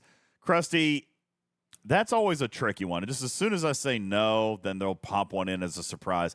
Listen, this is going to sound crazy. Tell me if anybody believes this or not. The Fleet Commander events are not a moneymaker. They're just not. Because there's not enough capacity in them. The whales instant max them. You know, if they launched a new Fleet Commander that didn't use new skill points, this is one of the things that Bubba Joe was so mad about when Sloan came out because he uses a different skill point. But if they brought out a Fleet Commander that uses the same normal skill points, then anybody with a Titan would instant max that. So I don't see them doing those unless they have a Fleet Commander that comes out. somebody was asking me today whether or not they should keep. They wanted to see a command center event because they were holding like 7 levels of their command center, and I'm like, why? Like, just go. Like, they're holding enough materials to take them to level 40, and I'm like, no, go. Get to 40. You can hold after that point if you want, but get to 40. Get that There spot. are plenty of events that pay really bad resources for these types of hoarding. So just do you it. could get the event and it may not be worth it. Yeah, just do it. It's not. Some of those things are not worth waiting on. Like, just get in there. So yeah, the hoarding is real. So there are some things I think is okay to hoard. Other things, no. You know, other things I think you need to get in there and get what you can when you can. But yeah, there you go. Let's see. Anything else? Did I miss any questions? I think I got most of it. Oh, somebody asked me, I think this might have actually been Karkin, why is the War Room event only every other week?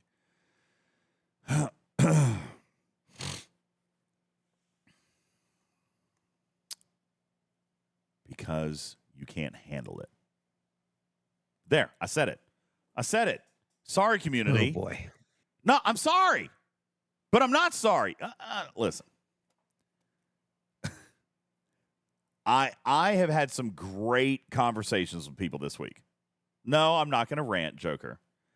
I'm not going to rant. I've had some great conversations. I actually had a conversation with Socrates. Shout out Socrates. Thank you for sending me a message this week. I messaged Socrates. They are Ops 46 on a legacy server. Okay, so that seems probably relatively free to play, right? Ops 46 on a legacy server.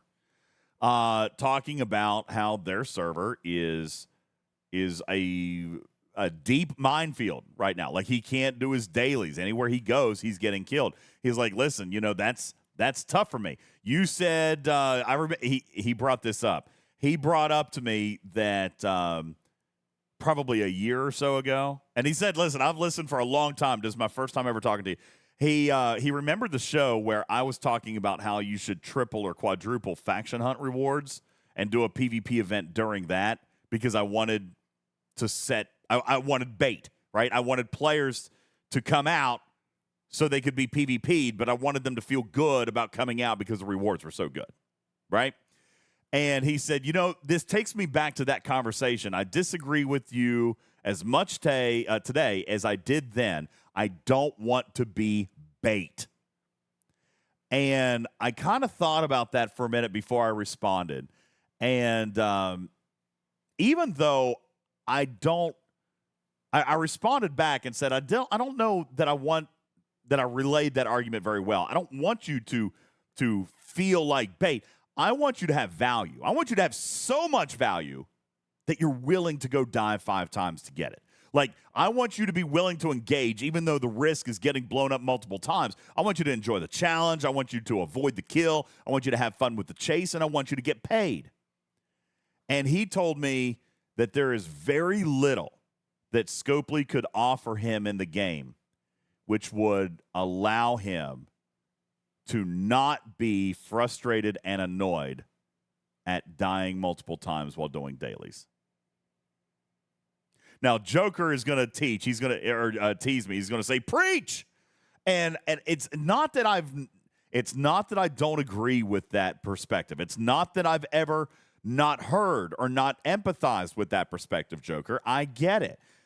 He further goes on, Joker, to not blast me for liking PvP. He says, I appreciate that PvP players want to play the game in their way, the same as I want to play the game in mine. I have been in PvP-focused alliances and know that there are players out there who live for it. To me, it's exhausting. I want everyone to have fun. He talked about arenas, instant PvP, Coliseum areas, something to take PvP out of grinder systems to basically allow the opt-out, which I know is what a lot of you guys have asked for in the past. Lieutenant Fire says he's correct. I don't like being bait either. these conversations have been happening across dev chats, across on official Discord, everywhere. Okay. And crazy enough, 4 years later, I feel like Socrates finally found a way to kind of, like, Joker, you just tell me I'm wrong and yell at me. But Socrates was like, listen, I respect your willingness to play your way, but as a result, it makes me not able to play mine. Does that make sense? And I have to kind of respect that. The way that this conversation kind of came out. And then it made me feel worse because he gave me more insight. He's been perma-bubbled since Carol Freeman's arc. No point in chasing officers. PvP is as unbalanced as it is. I will never win. I haven't logged in since day 2 of the arc and have no knowledge of the current events. See, Joker, one of the things that troubles me about when you make these arguments is that you're still here. You can't say it runs players off when you're still here and you're still playing. You're still every day. This guy says, I want to play. I want to be here, but the game is so frustrating and annoying that I can't accomplish anything, that I have legitimately not logged in the last 12 days. It gives me a second perspective, not one that I'm prepared to adopt or even accept, really. I still like galaxy-wide PvP, but maybe 7 days is too far. Maybe 4 days is too far. Maybe, I don't know. Jules, it sets the stage for a larger conversation at some point. How do you, in fact, protect the opt-outers? And that's what Bubba Joe used to talk about. Bubba Joe used to talk about an opt-out mechanic. How do you do that? You have to do it with specific system-based PvP. On the other hand, I love being able to go anywhere at any time and find anybody and kill them for points. You know? So, I don't know.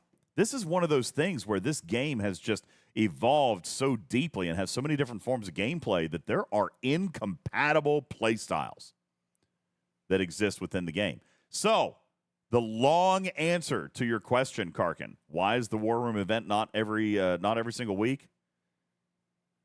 Because the community wouldn't tolerate it. To be specific.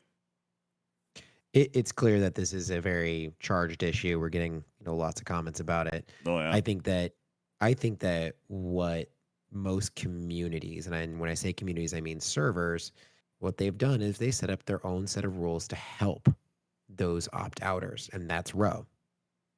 What the row is on your server is going to depend, and that's what's going to make the server culture more friendly to non-PvPers or PvPers. Server 44 just amended our row to exclude the War Room as an eligible way to hit underprotected cargo miners.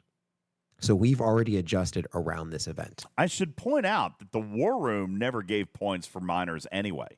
The War Room specifically was warships, okay? But that wasn't what you said the problem was. You said that the problem was the PvP isolytic event. Isn't that what you told me the problem was? It wasn't the War Room event because that was we're warships. Having a problem with it. Yeah, so the Kittimer Accords, the first run of it had PvP, and it was just any ship PvP. And that, in our particular row, allows underprotected cargo miner hits. And not that, most people, they understand that there's no gain there. You're not going to get any damage points off of that. You're not going to get any cargo off of that. There's no value generated there. But there is going to be a few, and it only takes a few players on a server to completely obliterate players who do not want to engage in PvP in this game. It obliterates their gameplay. Yeah. Yeah, no, I get it. And again, it's a tough position for me to be in because I do love it. Right? I do like it. I Kill You came in and killed me earlier today. It doesn't bother me because he had the better ship. He had the better crew. He actually caught me while I was grinding hostiles. Look, Defiant Heart got me. Calvi got me earlier today. Toaster got me. Leprechaun got me. I mean, they're gunning for me because they're wearing a donut. There's Wardon. I mean, me personally, I don't mind losing. And so it's tough for me to understand that frustration. Like, I do lose. I get rated multiple times a day, but it doesn't, I don't know. I can count on like one or two fingers the number of times that I've gotten extremely frustrated with somebody hitting me so much. You know what I'm saying? So, like, I sympathize. I still don't know if it's fair or logical for a PvEer to expect the game to be molded to their play style. All right, and that's no disrespect to Socrates or Joker or anybody else. I'm still, I don't know that he changed my position on it, but he was able certainly to explain his position in a very empathetic and logical way, Jules, and I appreciated the conversation. That being said, like you say, it is a very charged issue. I don't know that PvE versus PvP debate will ever go away in this game. I don't think it can, not while either one of them still exists. And either one of them going away will eliminate a large number of players either direction, and Scopely won't risk that either. You know, so I don't know. It's a weird thing. It's a weird conversation, a weird debate. I think I wanted to bring up that Incursions was supposed to run when it originally launched. What was this supposed to run every week? Was it supposed to be a weekly event? Yeah. No, was it? I think it was supposed to run twice a month. It was supposed to run twice a month, yeah. So, but obviously way more frequently. So they had planned this mathematical model of acquisition of things through Incursions. Yeah. And that didn't come to fruition. So now, and they kind of eventually rebalanced it by changing the event store. But we need that recalculation here. If they're going to change the frequency of this event, they need to change the math that goes behind the acquisition of the things that you can only get through this event. Oh, for sure. Yeah, specifically talking about the war chest. Yeah, absolutely. Because, yeah, well, let's just put it this way. You could legitimately pay off the longest possible mortgage you could ever obtain in faster time. So back to back. Yeah. So, it's rough. So we'll see what happens with that. All right. That was much more than 5 minutes, guys. You got an extra half hour out of me. Daggone it. All right. I'm ready for bed. I need to shower. I want to eat. Got to decide what I want to eat tonight. I think I might make some tuna salad. Like, just easy. Like, just, a couple of pickles, a spoonful of mayonnaise, and a can of tuna. Just put it on some toast, slice of cheese. Sounds kind of good, right? Might just eat a peanut butter waffle taco, too. Not entirely sure. That sounds so good, DJ. I don't know. I don't know. Am I going to go get the Taylor Swift album? No, I'm going to wait for one of you to buy it for me. That's like clearly what I'm going to do, obviously. Oh, my God, it's loud. Okay. Guys, thank you very much. I appreciate you guys all hanging out. It's been a great show. Great night. Good conversation. Thank you for the teaching, and thank you guys for enjoying and engaging with the lessons that we had tonight. I hope you took something from tonight's show. Over on Twitch, we will be raiding out to say hello. Is Scribbler? Hang on. What are they? I thought I followed their channel.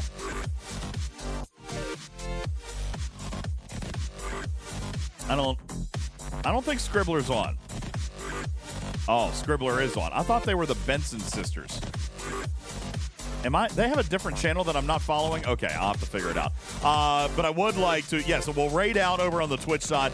Over on the podcast side, I would just like to say thank you guys so very much. Let me invite you to join our website. Check out the links that we got there, TalkingTrekSTFC.com. Links to our Twitch, our YouTube, our merch store. We were talking about that at the beginning of the show. And your official rules to win, to get entered into the contest. The Talking Trek Cruise, Star Trek Cruise sweepstakes is going on. Plus, there is also, I should also remind you that by joining our Patreon right here on the podcast, there are chances for you to get bonus points. So go on over to our Patreon and join there and get additional entries into the cruise sweepstakes. And some of the players that are already entered include Trader, Iron Chef, Virtual Army, Mechrack, Regis, Jayberg, Shady Pines, Big Shakes, Lobot, It's Hunter, Decor, Cruzito, Red Susie, Hank, 813 DJ Gur, MC101, Late Nighter, Light Bull, Louis P, Osiris, Bayonetta, Grog, Archangel, Smoke, Mohawk, Jetski, Papa Smurf, Jason, Captain Jack, Vanium, Scorpionus, Archer, and Honey, and Dominus, Casey Jones, Wet Willie Joe,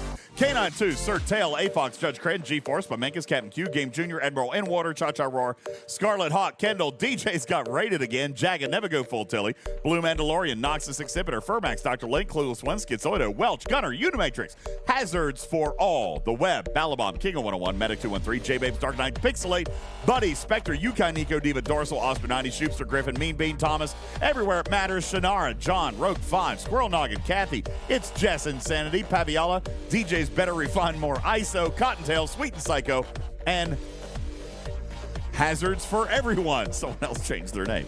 See, we got two people loving Hazards. Thank you guys for supporting Talking Track at a level of $10 or more per month. At $5 or more, you can turn your name gold and get entered into our Talking Track Star Trek The Cruise sweepstakes giveaway. I'd like to thank you very much for supporting Talking Track, a registered trademark and recorded in front of a live studio audience for distribution across podcast platforms everywhere. I am your friendly neighborhood cat person saying meow for now. Love you, minute.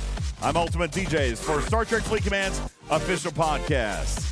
We are Talking Trek. Good night, everybody. Have a good one. Meow.